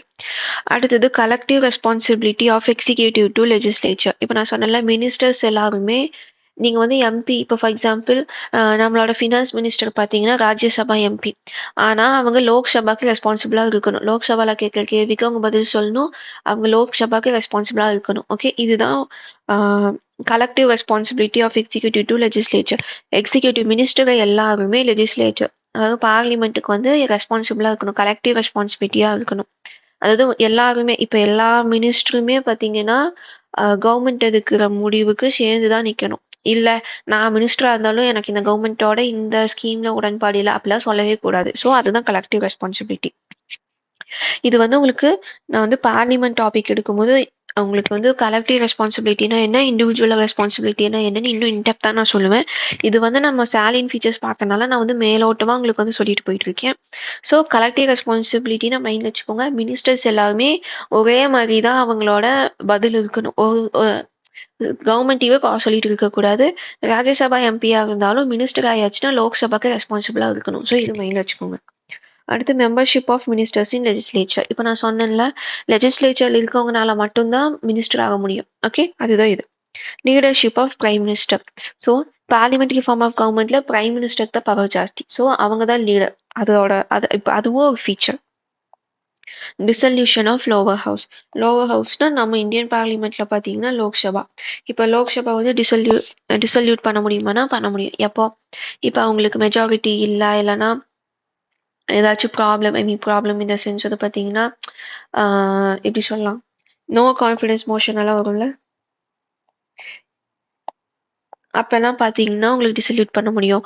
அப்புறம் பார்த்தீங்கன்னா இப்போ கவர்மெண்ட் பாஸ் பண்ணுற பில் வந்து பாஸ் ஆகலை அப்படின்னா கவர்மெண்ட் வந்து கலைச்சிருவாங்க. ஸோ இதெல்லாம் தான் உங்களுக்கு வந்து டிசல்யூஷன் ஆஃப் லோவர் ஹவுஸ். இது எல்லாமே உங்களுக்கு வந்து பார்லிமெண்ட் டாப்பிக்கில் இன்டெப்த்தாக படிப்போம். இது வந்து மேலோட்டமாக நீங்கள் வந்து ஜென்ரல் நாலேஜ் மாதிரி தெரிஞ்சு வச்சுக்கோங்க. ஓகே, உங்களுக்கு இதில் இன்டெப்த்தாக படிக்கணும்னா இன்னும் ஒரு 4 or 5 டாபிக்ஸ்க்கு அப்புறமா நம்ம பார்லிமெண்ட் பார்க்கும்போது உங்களுக்கு புரியும். ஓகே, அடுத்த difference between Indian and British parliament. நம்ம பிரிட்டிஷை பார்த்து தான் பார்லிமெண்ட்ரி ஃபார்ம் ஆஃப் கவர்மெண்ட் வச்சிருக்கோம். அதனால பிரிட்டனில் எப்படி பார்லிமெண்ட் ஒர்க் ஆகுதோ அதே மாதிரி இந்தியாவில் ஒர்க் ஆகுதுன்னா கிடையவே கிடையாது. 2 டைப் ஆஃப் கவர்மெண்ட்டுக்கு வித்தியாசம் இருக்குது. அது என்ன வித்தியாசம்னா, Indian parliament is not a sovereign body like UK parliament. UK பார்லிமெண்ட்டில் பார்த்தீங்கன்னா யூகேல பார்த்தீங்கன்னா பார்லிமெண்ட் தான் சாவரின். ஃபார் எக்ஸாம்பிள் இப்போ இந்தியாவில் வந்து ஒரு ரூல் கொண்டு வராங்க. எக்ஸாம்பிள் என்ன சொல்லலாம்? இந்தியாவில் யாருமே ஒயிட் கலர் ட்ரெஸ் போடக்கூடாதுன்னு ஒரு ரூல் கொண்டு வராங்கன்னு வச்சுக்கலாம். இப்போ நீங்கள் எல்லாரும் என்ன பண்ணுவீங்க? போய் கோர்ட்டில் போய் கேஸ் போடுவோமா? இது வந்து என்னோட ரைட்ஸை வந்து பறிக்கிறாங்க. எனக்கு ஃப்ரீடம் ஆஃப் எக்ஸ்பிரஷன் இருக்கு. எனக்கு பிடிக்கிற மாதிரி நான் ட்ரெஸ் போடுவேன். அது ஒயிட் கலர் போடக்கூடாதுன்னு சொல்றதுக்கு இந்த கவர்மெண்ட்டுக்கு எந்த உரிமையும் இல்லைன்னு நீங்கள் போய் சுப்ரீம் கோர்ட்டை கூட நீங்கள் வந்து கேட்கலாம். என் ஃபண்டமெண்டல் ரைட்ஸை பிடுங்கிட்டாங்க அப்படின்னு. ஜுடிஷியரி என்ன பண்ணுவாங்க? இதை பார்ப்பாங்க. இதை சொல்றதுக்கு பார்லிமெண்ட்டுக்கு எந்த ரைட்ஸும் கிடையாது. ஸோ இந்த லா வந்து இனி யாருமே பாஸ் பண்ண வேணாம். இந்த லா வந்து நான் நல்லிஃபை பண்ணிட்டேன்னு ஜுடிஷியரி உங்களுக்கு ரூலிங்ஸ் கொடுத்துருவாங்க. இப்போ அதே ரூல்ஸை கொண்டு போய் நம்ம வந்து யூகேல வைப்போம். இப்போ யூகே பார்லிமெண்ட்டும் ஒயிட் கலர் ட்ரெஸ்ஸை போடக்கூடாதுன்னு ஒரு ரூல் கொண்டு வராங்க. இப்போ ஜுடிஷியரி என்ன பண்ணுவாங்க அப்படின்னா, இதுல என்ன தலையிட முடியாது. பார்லிமெண்ட் என்ன ரூல் போடுறாங்களோ அதுதான் கான்ஸ்டிடியூஷன்ங்கிற மாதிரி. ஸோ நீங்க அதை ஃபாலோ பண்ணிக்கோங்கன்னு சொல்லிடுவாங்க. இப்போ உங்களுக்கு டிஃப்ரென்ஸ் புரிஞ்சிருக்கும்னு நினைக்கிறேன். சாவரின் பாடினா என்னன்னு. சாவரின் பாடினா கேள்வியே யாரும் கேட்க முடியாதுங்கிற மாதிரி. என்னதான் யூகேலையும் இந்தியாலையும் பார்லிமெண்ட்ரி ஃபார்ம் ஆஃப் கவர்மெண்ட் இருந்தாலும் இந்தியாவோட பார்லிமெண்ட்டும் யூகேவோட பார்லிமெண்ட்டும் சேம் கிடையாது. அதே மாதிரி இந்தியாவோட ஸ்டேட் ஹெட் யாரு? ரிப்பப்ளிக், அதாவது ஒரு பிரசிடென்ட். யூகேவோட ஸ்டேட் ஹெட் யாரு? மொனார்க், அதாவது ஒரு தலைமுறையா வரவங்க, கிங்கு குயின். ஓகே, இது ரெண்டும் தான் நம்மளோட ரெண்டு ஃபார்ம் ஆஃப் கவர்மெண்ட்லயும் இருக்கிற வித்தியாசம். ஓகே, இந்தியாவுக்கு பார்லிமெண்ட்டுக்கும் ஒரு சில பவர்ஸ் இருக்கு. அதுக்கும் ஒரு டைப் ஆஃப் சாவர்ஜினிட்டி இருக்கு. ஓரளவு சாவர்ஜினா இருக்கு. ஆனா அல்டிமேட் கிடையாது. அதுக்கு வந்து ரெஸ்ட்ரிக்ஷன்ஸ் இருக்கு. நான் சொன்னேன்ல, ஜுடிஷியரி வந்து கொஸ்டின் கேட்க முடியும்னு. இதுதான் இந்தியன் டைப் ஆஃப் பார்லிமெண்ட் சாவர்ஜினிட்டி. அதாவது பார்லிமெண்ட் பவரே கிடையாது. என்ன பண்ணாலும் யார் வேணா என்ன கேள்வி வேணா கேட்கலாமான்னா கிடையாது. ஒரு ரூல் போட்டாங்கன்னா அன்லெஸ் அண்ட் அன்டில் அது வந்து கான்ஸ்டியூஷன் படி இருக்கு அப்படிங்கிற வரைக்கும் நம்ம ஃபாலோ பண்ணி தான் ஆகணும். இந்த பவர் வந்து பார்த்தீங்கன்னா ஒரு டைப் ஆஃப் சாவர்ஜினிட்டி தான். அல்டிமேட்டா கிடையாது. யூகே பார்லிமெண்ட்டோட சாவர்ஜினிட்டி இந்தியாவோட சாவர்ஜினிட்டி ஈக்குவேட் பண்ணவே முடியாது. அதாவது யூகேல பார்த்தீங்கன்னா அப்சல்யூட் சாவர்ஜினிட்டி இருக்கு. யாரும் கேள்வி கேட்க மாட்டாங்க. அவங்க போட ரூல்ஸை ஃபாலோ பண்ணி தான் ஆகணுங்க. ஆனா இந்தியாவில் வந்து அப்படி கிடையாது. பார்லிமெண்ட் போடுற ரூல்ஸை தான் நம்ம ஃபாலோ பண்றோம். பார்லிமெண்ட் போடுற லாஸை தான் நம்ம ஃபாலோ பண்றோம். ஆனா இன்கேஸ் அது தப்பா இருக்கு அப்படின்னா ஜுடிஷியரி இடையில போய் இது வந்து கான்ஸ்டிடியூஷனையே இது பண்ணுது, வயலேட் பண்ணுது அப்படின்னு சொல்லி அந்த லா வந்து நலிஃபை பண்ண முடியும். இதுதான் அந்த ரெஸ்ட்ரிக்ஷன். ஓகே, அதுதான் இங்க சொல்லியிருப்பேன். Sovereignty of parliament in India is limited by constitution and judicial review and federalism. Separation of பவர்னு இருக்குல்ல, பார்லிமெண்ட் வந்து ஸ்டேட் லிஸ்ட்ல இருக்கிறதுலலாம் நான் லா மேக் பண்றேன்னு சொல்ல முடியுமான்னு முடியாது. ஸோ ஃபெடரலிசம் வந்து அதை வந்து லிமிட் பண்ணுது. ஜுடிஷியல் ரிவ்யூ, இப்போ லாவை பார்ப்பாங்க. ஒரு கேஸ் வந்துருக்கு, இது வந்து கான்ஸ்டியூஷனை வயலேட் பண்ணுதுன்னு ஒரு கேஸ் வந்துருக்குன்னா ஜுடிஷியரி வந்து அதை பார்ப்பாங்க. ஆமா இது வந்து கான்ஸ்டியூஷனை வயலேட் பண்ணுது அப்படின்னு அவங்களுக்கு தெரியுது அப்படின்னா அந்த லாவை வந்து நம்ம யாரும் ஃபாலோ பண்ண வேணாம், அது வந்து ரிப்பீல் ஆயிடுச்சு அப்படின்னு நம்மளுக்கு வந்து ஜுடிஷியரி வந்து நம்மளுக்கு ஸ்டேட்மெண்ட் கொடுப்பாங்க. ஸோ பார்லிமெண்ட் அப்போ என்ன பண்ண முடியும்? ஒன்றும் பண்ண முடியாது. அந்த லா வந்து இம்ப்ளிமெண்ட் பண்ண முடியாது. கான்ஸ்டிடியூஷன், ஸோ இது எல்லாமே எங்கே வருதுன்னா கான்ஸ்டியூஷன்ல தான் மெயினாக வருது. So constitution, judicial review and federalism, இது மூணுமே நம்ம இந்தியன் பார்லிமெண்டோட சாவர்ஜினிட்டியை வந்து லிமிட் பண்ணுது. ஸோ இது வந்து ஸ்டேட்மெண்ட் பேஸ்ட் கொஸ்டின்ல கேட்க முடியும். இல்லைனா இந்தியன் சாவர்ஜினிட்டியும் யூகே பார்லிமெண்டோட சாவர்ஜினிட்டியை பற்றி எழுதுங்கன்னு சொல்லி உங்களுக்கு மெயின்ஸ்லேயும் கேட்க சான்ஸ் இருக்கு. ஸோ உங்களுக்கு வந்து பேசிக்காக சாவர்ஜினிட்டினா என்ன, இந்தியாவில் எப்படி இருக்கு, யூகேல எப்படி இருக்கு, இது ரெண்டு கான்செப்டும் உங்கள் மைண்டில் இருக்கணும். ஓகே, ஏன்னா நம்ம யூகேவை பார்த்து தான் நம்ம வந்து ஒவ்வொன்றா நம்ம வந்து பண்ணணும். Parliamentary form of government, cabinet system, இதுமாதிரி நிறையா பண்ணியிருக்கோம். ஸோ ஆனால் யூகேக்கும் நம்மளுக்குமே நிறைய வித்தியாசம் இருக்கு. அதனால நம்ம அதை தெரிஞ்சிருக்கணும். பாலிட்டி படிக்கும்போது நம்மளுக்கு முன்னாடி இருந்த காலனைஸ் பண்ண கண்ட்ரிக்கும் நம்மளுக்கு என்ன வித்தியாசம் நம்மளுக்கு தெரிஞ்சுக்கணும்னு பார்ப்பாங்க. ஸோ யூகே வந்து கொஞ்சம் அங்கங்கே இம்பார்ட்டண்ட்டாக இருக்கிறது நம்ம பார்த்துக்கிறது நல்லது. ஓகே, இப்போ நான் சொன்ன doctrine of sovereignty of parliament means parliament is the supreme power within the state and no legal restriction. அப்படி கிடையாது.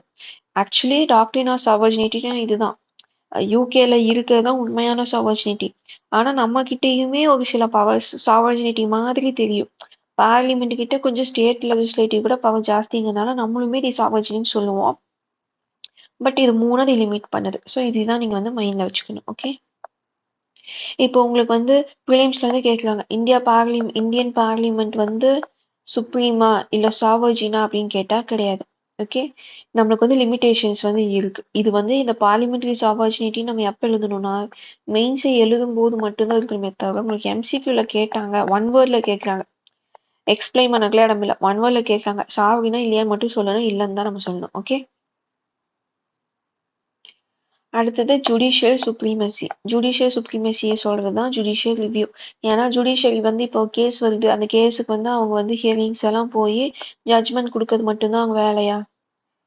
அது மட்டும் பண்ணியிருந்தாங்கன்னா அவங்க வேலைய பார்த்துட்டு இருக்காங்கன்னு அர்த்தம். அவங்களுக்கு சுப்ரீமசி எப்ப வருது அப்படின்னா, ஜுடிஷியல் ரிவ்யூ அப்பதான் வருது. அதாவது அவங்க வந்து நீ போட்ட லாவே தப்புன்னு சொல்ற ரைட்ஸ் அவங்களுக்கு இருக்கு. ஸோ அதுதான் ஜுடிஷியல் சுப்ரீமசி. இப்ப என்ன ஆகுது அப்படின்னா, பார்லிமெண்ட்டும் நான் தான் பெரிய ஆளுன்னு சொல்லிக்க முடியாது. ஜுடிஷியரியும் நான் தான் பெரிய ஆளுன்னு சொல்லிக்க முடியாது.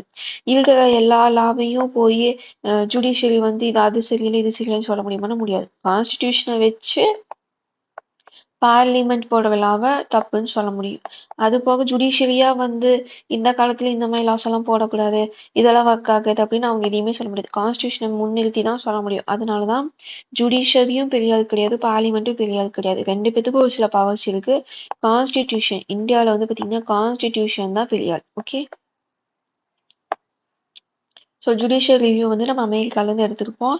Scope of Indian judicial review is narrower than United States. ஏன்னு பார்த்தீங்கன்னா யுனைடெட் ஸ்டேட்ஸில் வந்து எப்படி சொல்லலாம்னா தானாகவே உங்களுக்கு வந்து சுவமோட்டோவா நிறையா கேட்க முடியும் ஜுடிஷியல் ரிவ்யூவில். ஆனால் இந்தியாவில் பார்த்தீங்கன்னா உங்களுக்கு பிஐஎல் பப்ளிக் இன்ட்ரெஸ்ட் லிட்டிகேஷன் என்ன ஏதாச்சும் கேஸ் வரும்போது தான் அவங்க வந்து சொல்ல முடியுமே தவிர நினைச்சோடனே சுவமோட்டோவால நிறையா பண்ண முடியாது. அதனால தான் நம்ம கிட்ட ஜுடிஷியல் ரிவ்யூ இருக்கு. பட் யூஎஸ் அளவு கிடையாது. அதை விட கொஞ்சம் நேரோவாக தான் இருக்கு. ஏன் ஏன் இந்தியாவில் வந்து நேரோவாக இருக்குன்னா, இந்தியாவில் வந்து ஆர்டிகல் 21 என்ன சொல்லுதுன்னா ப்ரொசீஜர் எஸ்டாப்ளிஷ்டு பை லா சொல்லுது. ஆனால் யூஎஸ்ல வந்து due process of law. Okay. இப்போ வந்து பார்த்தீங்கன்னா இதுக்கு வந்து உங்களுக்கு due process of law and procedure established by law வந்து உங்களுக்கு வந்து தெரிஞ்சிருக்கணும். இப்போ ஆர்டிகல் 21 வந்து என்ன சொல்லுது அப்படின்னா ப்ரொசீஜர் எஸ்டாப்ளிஷ்டு பை லா. அதாவது இப்போ லா இருக்கு அப்படின்னா அதை இப்போ வந்து ஃபார் எக்ஸாம்பிள் இப்போ வந்து மர்டர்னு ஒரு கேஸ் போகுது. ஓகே. அதுக்கு வந்து 7 years வந்து இம்ப்ரிசன்மெண்ட் கொடுக்கணும்னு இருக்குன்னு வச்சுக்கலாமே. இதுதான் லா. இப்போ யூஎஸ்ல என்ன பண்ணுவாங்கன்னா இதுதான் ஃபாலோ பண்ணுவாங்க. நீ எதுக்காக வேணா மர்டர் பண்ணிட்டு போ, எனக்கு அதை பத்தி கவலை இல்லை. நம்ம கண்ட்ரியோட லா என்ன சொல்லுது, 7 வருஷம் நீ வந்து பிரிசன்ல இருக்கணும்னு சொல்லுது, நீ பிரிசனுக்கு போற. இதுதான் டியூ ப்ராசஸ் ஆஃப் லா. அதுவே இந்தியாவில் இப்போ எடுத்துப்போம். இப்போ இந்த மர்டர் ஏன் பண்ணாங்க அப்படிங்கிறதையும் ஹியரிங்ல வந்து கேட்பாங்க. ஃபார் எக்ஸாம்பிள் அது வந்து அவங்கள வந்து ப்ரொடெக்ட் பண்ணிக்கிறதுக்காக பண்ணியிருக்காங்கன்னு வச்சுக்கலாமே. ஏதோ டெஃப்ட்டுக்காக வராங்க. இவங்கள வந்து கொலை பண்ணி அவங்க கிட்ட இருக்க திங்ஸ் எல்லாம் எடுத்துட்டு போகணும்னு ட்ரை பண்ணும்போது இவங்க வந்து டிஃபென்ஸுக்காக பண்ணது இப்போ மர்டரா முடிஞ்சிருச்சு. இப்போ அவங்க வந்து இந்த லா இதே மாதிரி ஃபாலோ பண்ணுவாங்களான்னு கிடையாது. மேபி 3 years கம்மி பண்ணி அவங்களுக்கு இம்ப்ரிசன்மெண்ட் கொடுக்கலாம். ஸோ இதுதான் procedure established by law. Procedure established by லானா லாவையும் ஃபாலோ பண்ணுவாங்க. பட் அது வந்து ஃபேரா இருக்கா, நியாயமா இருக்கா அப்படிங்கிறதையும் பார்ப்பாங்க. ஒரு காசு வாங்கிட்டு கொலை பண்றவனுக்கும் டிஃபென்ஸுக்காக கொலை பண்றவனுக்கும் வித்தியாசப்படுத்துவாங்க இந்தியால. ஆனா யூஎஸ்ல பார்த்தீங்கன்னா அப்படிலாம் கிடையாது. ஒரு லானா எல்லாத்துக்கும் ஒண்ணுதான் அப்படிங்கிற மாதிரி இருக்கும். ஸோ ஃபேர் அண்ட் ஜஸ்டான்னு பார்த்தாங்கன்னா ப்ரொசீஜர் எஸ்டாப்ளிஷ்டு பை லா. இல்லை என் லா என்ன அந்த ஆக்ட் இல்லை அந்த லா என்ன சொல்லுதோ அப்படியே நான் ஃபாலோ பண்ணுவேன்னா due process of law. India வந்து ஆர்டிகல் 21 என்ன சொல்லணும்னா ப்ரொசீஜர் எஸ்டாப்ளிஷ்டு பை லா தான் ஃபாலோ பண்றேன்னு சொல்லும். அதனால தான் ஜுடிஷியரி வந்து பார்த்தீங்கன்னா ரொம்ப ஜுடிஷியல் ரிவ்யூ வந்து பண்ண முடியாது. பிகாஸ் அவங்களுக்கான வேலை வந்து பார்த்தீங்கன்னா ஜட்ஜ்மெண்ட் கொடுக்கும்போதே பண்ண முடியும். அதே யூஎஸ்ல பார்த்தீங்கன்னா அந்த லாவை வந்து மாற்ற சொல்லி பார்லிமெண்ட் கிட்ட ஜுடிஷியரி கேட்பாங்க. அதாவது கேஷுக்காக கொலை பண்றவனுக்கும் டிஃபென்ஸுக்காக கொலை பண்றவனுக்கும் ஒரே மாதிரி ஜட்ஜ்மெண்ட் கொடுக்க வேண்டியதா இருக்கு. ஸோ இந்த லா வந்து அமெண்ட் பண்ணுங்க அப்படின்னு யூஎஸ்ல ஜுடிஷியரி வந்து பார்லிமெண்ட் இல்லைன்னா அங்கே இருக்கிற சென்ட்ரல் கவர்மெண்ட் கிட்ட கேட்பாங்க. ஆனால் இந்தியாவில் அது தேவையா? தேவையில்லை. நம்ம தான் ப்ரொசீஜர் எஸ்டாப்ளிஷ்ட் பை லா இருக்கமே, ஜட்ஜ்மெண்ட் டைம்ல அதை நம்ம மாற்றிக்க முடியுது. ஸோ அதனாலதான் சும்மா இந்தியன் ஜுடிஷியரி போய் பார்லிமெண்ட் கிட்ட நிக்க வேண்டிய அவசியம் இல்லை. ஆனா யூஎஸ்ல நிக்க வேண்டிய அவசியம் இருக்கு. ஸோ இதுக்கு மெயின் ரீசன் ஆர்டிகல் 21 இதுவும். ஓகே. இது உங்க மைண்ட்ல இருக்கணும். அடுத்தது வந்து பாத்தீங்கன்னா அதுதான் நான் சொன்னேன்ல, India has synthesis of parliamentary sovereignty from UK. So UK கிட்ட இருந்தும் யூஎஸ் கிட்ட இருந்து 2 திங்ஸை வாங்கி அதை வந்து நம்மளுக்கு தகுந்த மாதிரி பிளெண்ட் பண்ணி நம்ம வந்து ஃபாலோ பண்ணிட்டு இருக்கோம். அடுத்த ஃபீச்சர் வந்து பார்த்தீங்கன்னா, இன்டிகிரேட்டட் அண்ட் இண்டிபெண்டன்ட் ஜுடிஷியரி. நான் அப்படியே சொன்னேன்ல, supreme court, high court, subordinate court இருக்கு. இப்போ சுப்ரீம் கோர்ட் தான் கார்டியன் ஆஃப் கான்ஸ்டிடியூஷன். இது வந்து சென்ட்ரல் லாவையும் கேட்கும், ஸ்டேட் லாவையும் கேட்கும். ஸோ அதனால தான் இன்டிகிரேட்டடாக இருக்கு. இண்டிபெண்டன்ட் அப்படின்னா பார்லிமெண்ட்டுக்கு ஜுடிஷியரிக்கு சம்மந்தமே கிடையாது. எப்படி சம்மந்தம் இல்லாமல் இருக்குன்னா, security of tenure of judges. ஜட்ஜஸ்க்குன்னு ஒரு ரிட்டையர்மெண்ட் ஏஜ் இருக்கா? அந்த ரிட்டையர்மெண்ட் ஏஜ் வந்தோடனே அவங்க ரிட்டையர் ஆயிடுவாங்களா? சென்ட்ரல் கவர்மெண்ட் வந்து அதை எக்ஸ்டெண்ட் பண்ண முடியாதா? அவங்க வந்து இந்த ஜட்ஜு இப்போ இந்த பர்டிகுலர் ஜட்ஜ் ஏவுக்கு வந்து ரிட்டையர்மெண்ட் வந்தாச்சு. ஆனால் இப்போ வந்து இவர் வந்து பார்லிமெண்ட் நினைச்சா இவரை வந்து இன்னும் 5 வருஷத்துக்கு ஜட்ஜா வச்சுக்க முடியும் அப்படின்னா என்ன ஆகும்? இந்த ஜட்ஜு வந்து பார்லிமெண்ட்டை டிபெண்ட் பண்ணி இருப்பாரா? இவங்க கிட்ட இவங்க கேட்க ஹெல்ப் எல்லாம் பண்ணிட்டு இருப்பாரா? ஸோ இந்த மாதிரி பிரச்சனை வரக்கூடாது அப்படிங்கறதுனால தான் security of tenure of judges எல்லா ஜட்ஜஸ்க்கும், ஆல் ஜட்ஜஸ். ஏன்னா சென்ட்ரல் கவர்மெண்ட்டுக்கு சார்பாக இருக்கிற ஜட்ஜஸ்க்கு ஒரு மாதிரி டென்யூரும், எதிராக பேசுறவங்களுக்கு ஒரு மாதிரி டென்யூரும் வைக்காம எல்லாத்துக்கும் சேம் தான் வச்சிருக்காங்க. Fixed service condition. ஒரு ஜட்ஜு ஜாயின் பண்ணதுக்கப்புறம் அவங்க சேலரியை மாற்றுறதோ இல்லை அவங்களோட அகாமடேஷன் இதுவே அவங்களுக்கு கொடுக்குற ப்ரிவிலேஜஸை மாற்றவோ முடியாது. எதிராக இப்போ வந்து சென்ட்ரல் கவர்மெண்ட்டுக்கு எதிராக நிறைய கேஸில் வந்து ஜட்ஜ்மெண்ட் வருது, மினிஸ்ட்ரிக்கு எதிராக வருது அப்படின்னு சொல்லி ஏதாச்சும் மாற்ற முடியுமானா முடியாது. Expenses charge on consolidated fund of India. Consolidated fund of இந்தியாவிலேருந்து காசு எடுக்கணும் அப்படின்னா பார்லிமெண்ட்லேருந்து ஓட்டெல்லாம் தேவையில்லை. ஸோ தட் பார்லிமெண்ட்டை டிபெண்ட் பண்ணி, அதாவது லெஜிஸ்லேட்டிவோ எக்ஸிக்யூட்டிவோ டிபெண்ட் பண்ணி எந்த ஜுடிஷியரி ஒர்க்கையும் கிடையாது. Okay. Prohibition of conduct of judges in legislator. இப்போ பார்லிமெண்ட்ல போய் இந்த சுப்ரீம் கோர்ட் ஜட்ஜ் வந்து இப்படி பேசுறாரு அப்படி பேசுறாருன்னு பேசக்கூடாது. Ban on practice after retirement ஆனதுக்கு அப்புறமா ப்ராக்டிஸ் பண்ணக்கூடாது. இப்போ ஃபார் எக்ஸாம்பிள் ப்ராக்டிஸ் பண்ணலாம் இருந்தால் என்ன ஆகும்? நம்ம அடுத்த வருஷம் ரிட்டையர் ஆக போகிறோம், அதுக்குள்ளே முடிஞ்ச வரைக்கும் மினிஸ்டர், எம்பி உங்ககிட்ட எல்லாம் நம்ம வந்து நெட்ஒர்க்கிங் பண்ணி வச்சுக்கிட்டோம் அப்படின்னா நம்ம ஃபியூச்சரில் யூஸ் ஆகும்னு இவங்களுக்கு சார்பாக ஏதாச்சும் பண்ண சான்ஸ் இருக்குது, இவங்களை டிபெண்ட் பண்ணதுக்கு சான்ஸ் இருக்குது. அதனால தான் ரிட்டையர்மெண்ட்டுக்கு அப்புறம் ப்ராக்டிஸ் பேன் பண்ணிடுவாங்க. அதே மாதிரி கண்டெம்ட் ஆஃப் கோர்ட், ஹை கோர்ட்டும் சரி சுப்ரீம் கோர்ட்டும் சரி கண்டெம்ட் ஆஃப் கோர்ட் படி பனிஷ் பண்ண முடியும் யாராக இருந்தாலுமே. அடுத்தது ஆர்டிகல் 50 படி separation of judiciary from executive. மினிஸ்டருக்கும் ஜுடிஷியரிக்கும் ஏதாச்சும் சம்மந்தம் இருக்கா? கிடையவே கிடையாது. ரெண்டு பேத்தையும் ஃபுல்லாக பிரிச்சுட்டாங்க. அதே பிரிட்டிஷ் டைம்ல பார்த்தீங்கன்னா ஒரு ஐஏஎஸ் இல்லைன்னா ஒரு கலெக்டர்னு வச்சுக்கலாம், அவருக்கு தான் ஜட்ஜாகவும் இருப்பார், ரெவின்யூவும் கலெக்ட் பண்ணுவார். ஸோ ஆனால் இப்போ அப்படியா கிடையாது. ஜுடிஷியரிக்குன்னு ஒருத்தவங்க இருக்காங்க, எக்ஸிக்யூட்டிவ் ஒர்க் எல்லாம் பார்க்கறதுக்குன்னு ஒருத்தவங்க இருக்காங்க. ஸோ இதெல்லாம் தான் ஜுடிஷியரி இண்டிபெண்ட்டாக யாரோட ஹெல்ப்பும் இல்லாமல் தனியாக செயல்படுறதுக்கு ஹெல்ப் பண்ணுது. ஸோ இதெல்லாம் தான் இண்டிபெண்டன்ட் ஜுடிஷியரி. இந்தியாவில் ஜுடிஷியரி இண்டிபெண்ட்டாக இருக்கிறதுக்கு கான்ஸ்டியூஷனில் கொடுத்த ப்ரொவிஷன்ஸ். இது மெயின்ஸில் கேட்க சான்ஸ் இருக்கு. ஓகே, இது வந்து ஒரு கான்செப்ட் தான் உங்களுக்கு. எப்படி இப்போ இந்தியாவில் வந்து நம்ம சொல்கிறோம் இன்டிகிரேட்டட் ஜுடிஷியல், எப்படி சொல்கிறோம்? ஸ்டேட் லாவையும் சென்ட்ரல் லாவையும் சுப்ரீம் கோர்ட் வரைக்கும் நம்மளால போய் கேட்க முடியுது. Okay, integrated. ஓகே, ஜுடிஷியரி இண்டிபெண்ட்டாக இருக்குன்னு தான் எப்படி சொல்வீங்க அப்படின்னா இதெல்லாம் தான். இப்போ பார்த்தீங்கன்னா சுப்ரீம் கோர்ட் ஜட்ஜ் அப்பாயிண்ட் பண்ணதுக்கு ஒரு நேஷனல் ஜட்ஜ் அப்பாயின்மெண்ட் கமிஷன் நினைக்கிறேன், அது கொண்டு வந்தாங்க. ஆனால் அது வந்து கான்ஸ்டியூஷனை வயலேட் பண்ணுதுன்னு சொல்லி அது ரிப்பல் பண்ணிட்டாங்க. ஸோ இதெல்லாம் ஒரு எக்ஸாம்பிள். இது வந்து உங்களுக்கு சுப்ரீம் கோர்ட் டாபிக் நடத்தும் போது நான் சொல்லுவேன், இந்த மாதிரி நீங்கள் அங்கே வந்து இன்டெப்த்தாக படிப்பீங்க. பட் இப்போ இது வந்து மெயின் கான்செப்ட். இதில் புரிஞ்சுக்க ஒன்றும் இல்லை. ஜட்ஜஸ் வந்து அவங்க டென்யூர் வரைக்கும் இருக்க முடியுது, அவங்க சேர்ந்ததுக்கப்புறம் அவங்க சேலரி ப்ரிவிலேஜ் எல்லாம் மாற்ற முடியாது, அவங்க சேலரிக்காக பார்லிமெண்ட் கிட்ட போய் நிற்க வேணாம், அவங்க என்ன பண்ணுறாங்க அதை பற்றி பார்லிமெண்ட்டில் பேசக்கூடாது, ரிட்டையர் ஆனதுக்கப்புறம் அவங்க ப்ராக்டிஸ் பண்ணக்கூடாது, கண்டெம்ட் ஆஃப் கோர்ட் பனிஷ் பண்ண முடியும். அதே மாதிரி எக்ஸிக்யூட்டிவ் ஜுடிஷியரியும் செப்பரேட்டாக இருக்குது. ஸோ இதெல்லாம் தான் இந்தியாவில் ஜுடிஷியரி இண்டிபெண்ட்டாக இருக்கிறதுக்காக கான்ஸ்டியூஷனில் இருக்கிற ப்ரொவிஷன்ஸ். ஓகே, அடுத்து ஃபண்டமெண்டல் ரைட்ஸ். ஃபண்டமெண்டல் ரைட்ஸுங்கிறது ஒரு பிக் டாபிக். இதை நம்ம தனியாக ஒரு 2 பார்ட் வீடியோலேயே நம்ம பார்க்கணும், 2 இல்லை 3 பார்ட் பக்கம் கூட போவோம். ஸோ இது வந்து ஒரு 5 மினிட்ஸ் 10 மினிட்ஸும் சொல்ல முடியாது. இது வந்து நம்ம பேசிக்காக நான் சொல்லியிருக்கேன் 6 ஃபண்டமெண்டல் ரைட்ஸ் வந்து கான்ஸ்டியூஷன் ஆஃப் இந்தியாவில் வந்து இருக்குது. என்னெல்லாம்?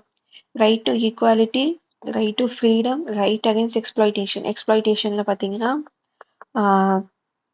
இந்த ஹியூமன் டிராஃபிக்கிங், சைல்ட் லேபர் எல்லாம் இருக்கும். Right to freedom of religion, நம்ம வந்து செக்யூலர் ஸ்டேட்டுங்கிறதுக்கு இது ஒரு எக்ஸாம்பிள். அடுத்து கல்ச்சுரல் அண்ட் எஜுகேஷனல் ரைட்ஸ், இந்த மைனாரிட்டிஸ்க்கான ரைட்ஸ் இதில் இருக்கும். ரைட் டு கான்ஸ்டியூஷனல் ரெமடிஸ், இது வந்து பார்த்தீங்கன்னா நம்ம கிட்ட ஒரு ஃபண்டமெண்டல் ரைட்ஸ் வயலேட் ஆயிருக்குன்னா அது நம்மளால கோர்ட்ல போய் கேட்க முடியும் அப்படிங்கிற ப்ரூஃப் இல்லைனா ஒரு ப்ரொவிஷன் தான் ஆர்டிகல் 32. இது எல்லாமே 10th ஸ்கூல் புக்ல வந்து உங்க சிவிக்ஸ்ல ஃபர்ஸ்ட் லெசன்ல வந்து உங்களுக்கு இருக்கும். அந்த சாப்டர்லயும் நீங்க இது படிச்சுக்கோங்க. இது இன்டெப்தா மெயின்ஸ் பிளஸ் ப்ரிலிம்ஸ்க்கு நான் செப்பரேட் டாபிக்கா இப்போ நம்ம சேலஞ்ச் ஃபீச்சர் பார்ப்போம். அடுத்து வந்து கிரிட்டிசிசம் பார்ப்போம். அதுக்கு அடுத்தது ப்ரீஆம்பிள் வரும். ப்ரீஆம்பிளுக்கு அடுத்தது ஃபண்டமெண்டல் ரைட்ஸ் வரும். யூனியன் ஸ்டேட்டு இதெல்லாம் முடிஞ்சு சிட்டிசனுக்கு அப்புறம் preamble union and state citizen அப்போ ஃபண்டமெண்டல் ரைட்ஸ் அந்த டாபிக் வரும்போது உங்களுக்கு இது இன்டெப்டா உங்களுக்கு சொல்லும் போது இது ஒவ்வொரு ஆர்டிகிள் 14 என்ன சொல்லுது 15 என்ன சொல்லுதுன்னு உங்களுக்கு தனித்தனியாக அதில் நான் சொல்கிறேன். ஸோ இப்போதைக்கு நீங்கள் 6 ஃபண்டமெண்டல் ரைட்ஸ் இருக்குன்னு பார்த்துக்கோங்க. 10th சிவிக்ஸ் புக்கில் இருக்க டாப்பிக்கை கண்டென்ட்டை படித்து வச்சுக்கோங்க. 44th கான்ஸ்டியூஷன் அமெண்ட்மெண்ட் ஆக்ட் 1978 வந்து ஒரு ஃபண்டமெண்டல் ரைட்டை லீகல் ரைட்டாக மாற்றிருப்பாங்க. அதுதான் ரைட் டு ப்ராப்பர்ட்டி. அதை வந்து கான்ஸ்டிடியூஷனல் ரைட்ல இருந்து நம்மளுக்கு வந்து லீகல் ரைட்டா மாத்திருப்பாங்க. Okay, so 44th constitution amendment act படி ரைட் டு ப்ராப்பர்ட்டியை வந்து நம்ம லீகல் ரைட்டா மாத்திக்கிட்டோம். ஓகே, இப்போ ஃபண்டமெண்டல் ரைட்ஸ் பார்த்தீங்கன்னா பொலிட்டிக்கல் டெமோக்ரஸி நம்ம சொல்றோம்.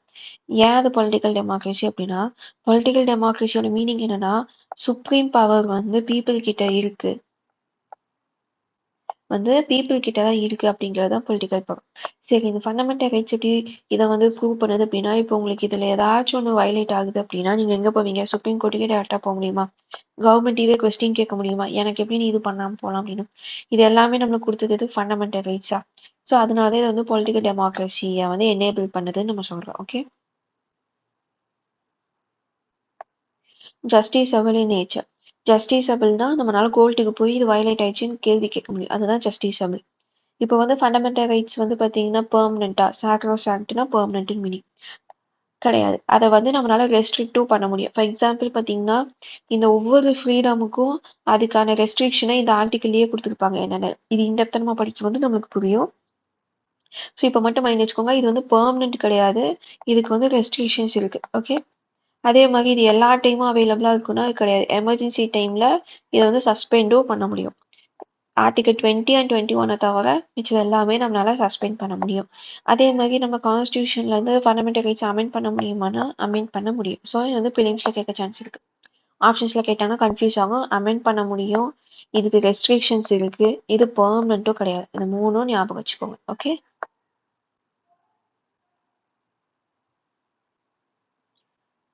அடுத்தது DPSP, directive principles of state policy. அதாவது ஒரு கவர்மெண்ட் ரூல்ஸ் போடும்போது என்னெல்லாம் மனசுல வச்சுக்கணும் அப்படிங்கிறது தான். அதாவது டைரக்ஷன் காட்டுறாங்க. டைரக்டிவோட மீனிங் என்ன, எப்படிலாம் நடந்துக்கணும் அப்படின்னு நம்மளுக்கு வந்து சொல்றது ஆஃப் ஸ்டேட் பாலிசி. ஸோ ஒரு ஸ்டேட் வந்து ஒரு பாலிசி பண்றதுக்கு முன்னாடி எதையெல்லாம் ஃபாலோ பண்ணும். ஸோ இதோட எக்ஸாக்ட் மீனிங், அந்த வேர்ட்ஸோட மீனிங் வந்து இதுதான். ஆர்டிகல் 36லேருந்து 51 வரைக்கும் இதுதான் இருக்கு. இதோட அப்ஜெக்டிவ் என்னன்னா வெல்ஃபேர் ஸ்டேட். அதுக்கப்புறம் பார்த்தீங்கன்னா இது வந்து சோஷியல் அண்ட் எக்கனாமிக் டெமோக்ரஸியை வந்து பற்றி பேசுது. நான் ஜஸ்டிஸபிள். இப்போ டிபிஎஸ்பி இருக்கிறத கண்டிப்பாக கவர்மெண்ட் பண்ணணும்னு கிடையாது. பண்ணலை அப்படின்னா நீங்கள் கோர்ட்டுக்கு போயெல்லாம் கேட்க முடியாது. அதுதான் நான் ஜஸ்டிஸபிள். சோஷியல் அண்ட் எக்கனாமிக் டெமோக்ரஸி என்னன்னா பீப்புள் வந்து சொசைட்டில ஒரு எப்படி சொல்லலாம், சொசைட்டில வந்து அவங்களும் ஒரு பார்ட், அவங்களுக்குன்னு ஒரு ஒரு இடம் இருக்கு அப்படிங்கிறத வந்து காட்டுறதுதான் சோஷியல் டெமோக்ரஸி. எக்கனாமிக் டெமோக்ரஸினா இந்த கண்ட்ரில நடக்கிற எல்லா எக்கனாமிக் ஆக்டிவிட்டிலையும் பார்ட்டிசிபேட் பண்ற பவர் இல்லைன்னா ரைட்ஸ் இருக்கு, இல்லைன்னா அவங்களும் கலந்துக்கணும் அப்படிங்கிற ஒரு எண்ணம் அவங்களுக்கு வர்றதுதான் social and economic democracy. Okay, political டெமோக்ரஸினா அல்டிமேட் பவர் பீப்புள் கிட்ட இருக்குங்கிறது. எக்கனாமிக் அண்ட் சோஷியல் டெமோக்ரஸி அப்படின்னா இது ரெண்டும் ஒண்ணுக்கு ஒண்ணு. இப்ப காசு இருந்தாதான் சொசைட்டில வேல்யூ இருக்கு. சொசைட்டில வேல்யூ இருக்கவங்களெல்லாம் போய் பார்த்தீங்கன்னா காசு இருக்கும். ஸோ இது ரெண்டுமே இன்டர்மிங்கல்டா இருக்கிறதுனால இது ரெண்டோட மீனிங் நீங்க பொதுவாக எடுத்துக்கிட்டீங்க அப்படின்னா சொசைட்டில உங்களை வந்து எதை வச்சு டிஸ்கிரிமினேட் பண்ணாம உங்களுக்கான இடம் இருக்கணும் அப்படிங்கிறது தான் social and economic democracy. Okay, so BR Ambedkar என்ன சொல்றாருன்னா இது novel feature of Indian constitution சொல்றாரு. அடுத்தது இதுல 3 கேட்டகரியா நம்மளால பிரிச்சுக்க முடியும். Gandhian, socialist and liberal intellectual. Okay, இந்த இப்போ இருக்கிற ஆர்டிகல் 36லேருந்து 51 இருக்குது. இந்த 3 வகையாக நம்மளால பிரிச்சுக்க முடியும். ஓகே, இந்த 3 ப்ராட் கேட்டகரியில் இருக்குது. இப்போ பார்த்தீங்கன்னா மின்னேர்வா மில்ஸ் கேஸில் வந்து இதை சொல்லியிருப்பாங்க. Constitution is founded on the bedrock of balance between fundamental rights and DPSP. கான்ஸ்டிடியூஷனோட பேஸ்மெண்ட்டே எது அப்படின்னா ஃபண்டமெண்டல் ரைட்ஸும் டிபிஎஸ்பிக்கும் இருக்க ரிலேஷன், இல்லைனா இது ரெண்டும் பேலன்ஸ்டாக இருக்கணும். ஃபண்டமெண்டல் ரைட்ஸ் எவ்வளோக்கு எவ்வளோ இம்ப்ளிமெண்ட் பண்ணுறோமோ டிபிஎஸ்பி அவ்வளோக்கு எவ்வளோ மதிக்கணும். ஸோ இது நான் ஜஸ்டிஸபிள் தானே, இதை போய் கோர்ட்டில் கேஸாக போட முடியும்னு நினச்சி இல்லாமல் இது ரெண்டையும் கரெக்டாக ஃபாலோ பண்ணுற பேலன்ஸில் தான் கான்ஸ்டியூஷனோட பேஸ்மெண்ட்டே இருக்குன்னு சொன்ன கேஸ் தான் Minerva Mills case. Okay, last group ஒன்ல வந்து உங்களுக்கு கேஸ் பற்றியெல்லாம் கேட்டிருக்காங்க. ஸோ கேசஸையும் லைட்டாக அப்பப்போ அப்படியே பார்த்து வச்சுக்கோங்க. அடுத்த ஃபண்டமெண்டல் சேலியன்ட் ஃபீச்சர் பார்த்தீங்கன்னா ஃபண்டமெண்டல் டியூட்டிஸ். இது வந்து ஒரிஜினல் கான்ஸ்டியூஷனில் வந்து கிடையாது. 42nd அமெண்ட்மெண்ட் ஆக்ட் ஆஃப் 1976 தான் 10 டியூட்டிஸ் வந்து ஆட் பண்ணியிருப்பாங்க. பார்ட் 4A ஆர்டிகல் 51A வந்து ஆட் பண்ணியிருப்பாங்க. ஸ்வரன் சிங் கமிட்டி ரெக்கமெண்ட் பண்ணி இது எல்லாத்தையும் ஆட் பண்ணியிருப்பாங்க. ஓகே, இதையும் நம்ம தனி டாப்பிக்காக பார்க்க போகிறதுனால தான் இதில் இன்டெக்டாக சொல்ல, நம்ம போக போக பார்த்துக்கலாம். அடுத்து 86th constitution amendment act of 2002. அதில் வந்து இந்த ஆர்டிக்கல் ஆட் பண்ணியிருக்காங்க. Article 51AK. இது வந்து இதுதான் அந்த எஜுகேஷன் 6லேருந்து 14 வயசு வரைக்கும் இருக்கு அவங்களுக்கு வந்து எஜுகேஷன் தரணும் அப்படிங்கிறத வந்து ஃபண்டமெண்டல் டியூட்டிஸாக ஆட் பண்ணியிருப்பாங்க. பேரண்ட்ஸ் இல்லை கார்டியன்ஸ் வந்து படிக்க வைக்கணும் அப்படிங்கிறது. ஸோ ஃபண்டமெண்டல் டியூட்டிஸும் நான் ஜஸ்டிஸபிள் தான். ஓகே, ஃபண்டமெண்டல் ரைட்ஸ் மட்டும்தான் ஜஸ்டிஸபிள். ஃபண்டமெண்டல் டியூட்டிஸ் அண்ட் டிபிஎஸ்பி ரெண்டுமே நான் ஜஸ்டிஸபிள். நெக்ஸ்ட் வந்து secular state and universal adult franchise. இது வந்து பார்த்தீங்கன்னா உங்களுக்கு செக்யூலர் அப்படின்னா நம்ம கண்ட்ரி வந்து எந்த அஃபிஷியல் ரிலீஜனையும் வைக்கல அப்படிங்கிறது தான் செக்யூலர் அப்படிங்கிறதுக்கான மீனிங். செக்யூலர் அப்படிங்கிற வார்த்தையே கான்ஸ்டியூஷன் இதில் ஆட் பண்ணியிருப்பாங்கன்னா 42nd கான்ஸ்டியூஷன் அமெண்ட்மெண்ட் ஆக்டில் ஆட் பண்ணியிருப்பாங்க. அதுக்கு முன்னாடி நம்ம கான்ஸ்டியூஷன் வந்து செக்யூலராக இல்லையானா கிடையாது. நம்ம வந்து அப்பவும் செக்யூலராக இருந்தோம். ஆனால் இந்த வேர்டை மட்டும் தான் யூஸ் பண்ணாமல் இருந்திருப்போம். எக்ஸாம்பிள் பார்த்தீங்கன்னா ஃபண்டமெண்டல் ரைட்ஸ்லேயே ரிலீஜியனை ஃபாலோ பண்ணாத ரைட்ஸ் இருக்குன்னு சொல்லியிருப்போம். அப்போ அது செக்யூலர் நேச்சர் தானே. அதேமாதிரி நம்ம கான்ஸ்டியூஷன் கிரியேட் பண்ணும்போது எந்த அஃபிஷியல் ரிலீஜியனும் எதையுமே நம்ம சொல்லலை. அப்போ நம்ம செக்யூலர் தான். இந்த டேர்ம் தான் இல்லாமல் இருந்திருக்குமே தவிர நம்ம அப்போவுமே செக்யூலராக தான் இருந்தோம். இப்போ வந்து பார்த்தீங்கன்னா செக்யூலர்லையுமே இந்த பாசிட்டிவ் செக்யூலரிசம், நெகட்டிவ் செக்யூலரிசம்னு இருக்கு. பாசிட்டிவ் செக்யூலரிசம்னா ரிலீஜியன் விஷயத்துல கவர்மெண்ட் தலையிட மாட்டோம் அப்படின்னு சொன்னா அது பாசிட்டிவ் செக்யூலரிசம். அதுவே ரிலீஜியன் தனி, ஸ்டேட் தனி, என்னன்னாலும் சரி நாங்கள் மூக்க நுழைக்க மாட்டோம். ஃபார் எக்ஸாம்பிள் தப்பே நடந்தாலும் அதை பற்றி எங்களுக்கு கவலை இல்லைன்னு சொன்னா நெகட்டிவ் கான்செப்ட். அதுதான் வெஸ்டர்ன் கான்செப்டா செக்யூலரிசம். அதே இந்தியா பார்த்தீங்கன்னா positive concept.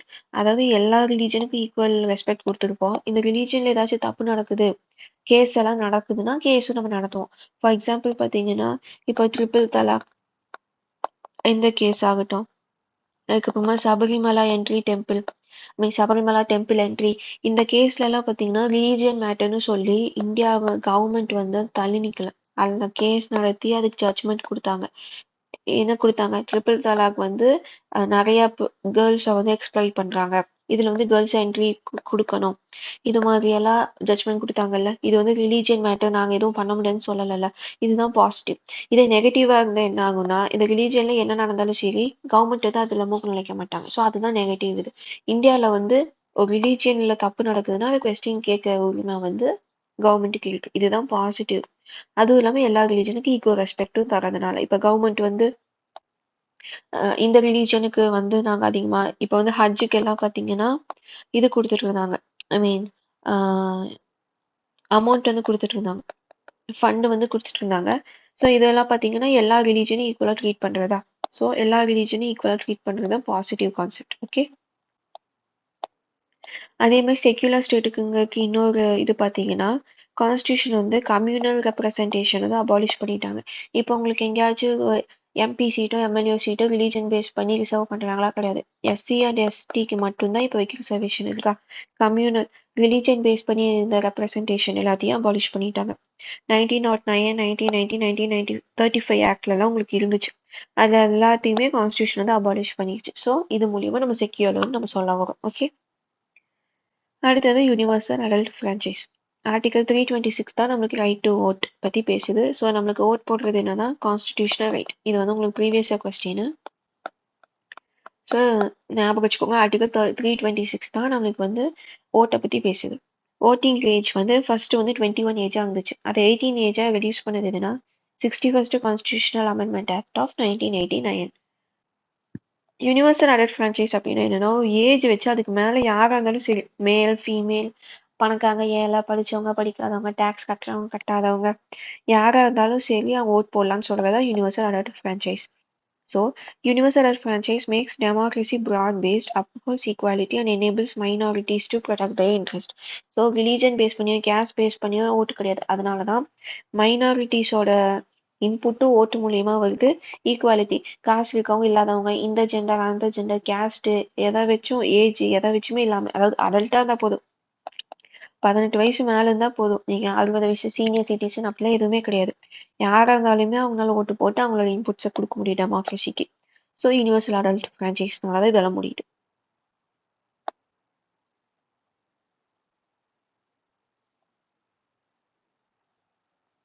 Next single citizenship. நம்ம என்னதான் ஃபெடரல் கண்ட்ரியா இருந்தாலும் நம்ம கிட்ட சிங்கிள் சிட்டிசன்ஷிப் இருக்கு. இது வந்து கான்ஸ்டிடியூஷன்லேயே சொல்லியிருக்காங்க. அதனால தான் இது நம்ம வந்து ஒரு சாலின் ஃபீச்சராக எடுத்திருக்கோம். ஆர்டிகல் 9 தான் இதை பத்தி பேசுது. நம்ம கிட்ட ஃபெடரல் ஸ்ட்ரக்சர் இருந்தாலும் ஒரு சிட்டிசன்ஷிப் தான் இருக்கு. நம்ம கிட்ட 2 ரைட்ஸ் இருக்கு. ஸ்டேட் கவர்மெண்ட் கொடுக்குற ப்ரிவிலேஜும் சென்ட்ரல் கவர்மெண்ட் கொடுக்குற ப்ரிவிலேஜும் நம்மளால என்ஜாய் பண்ணிக்க முடியும். பட் ஒரு சிட்டிசன்ஷிப் வச்சு, ஃபார் எக்ஸாம்பிள் இப்போ டியூவல் சிட்டிசன்ஷிப் இருக்குன்னா நீங்க டிஎன்பிசி மட்டும்தான் எழுத முடியும்.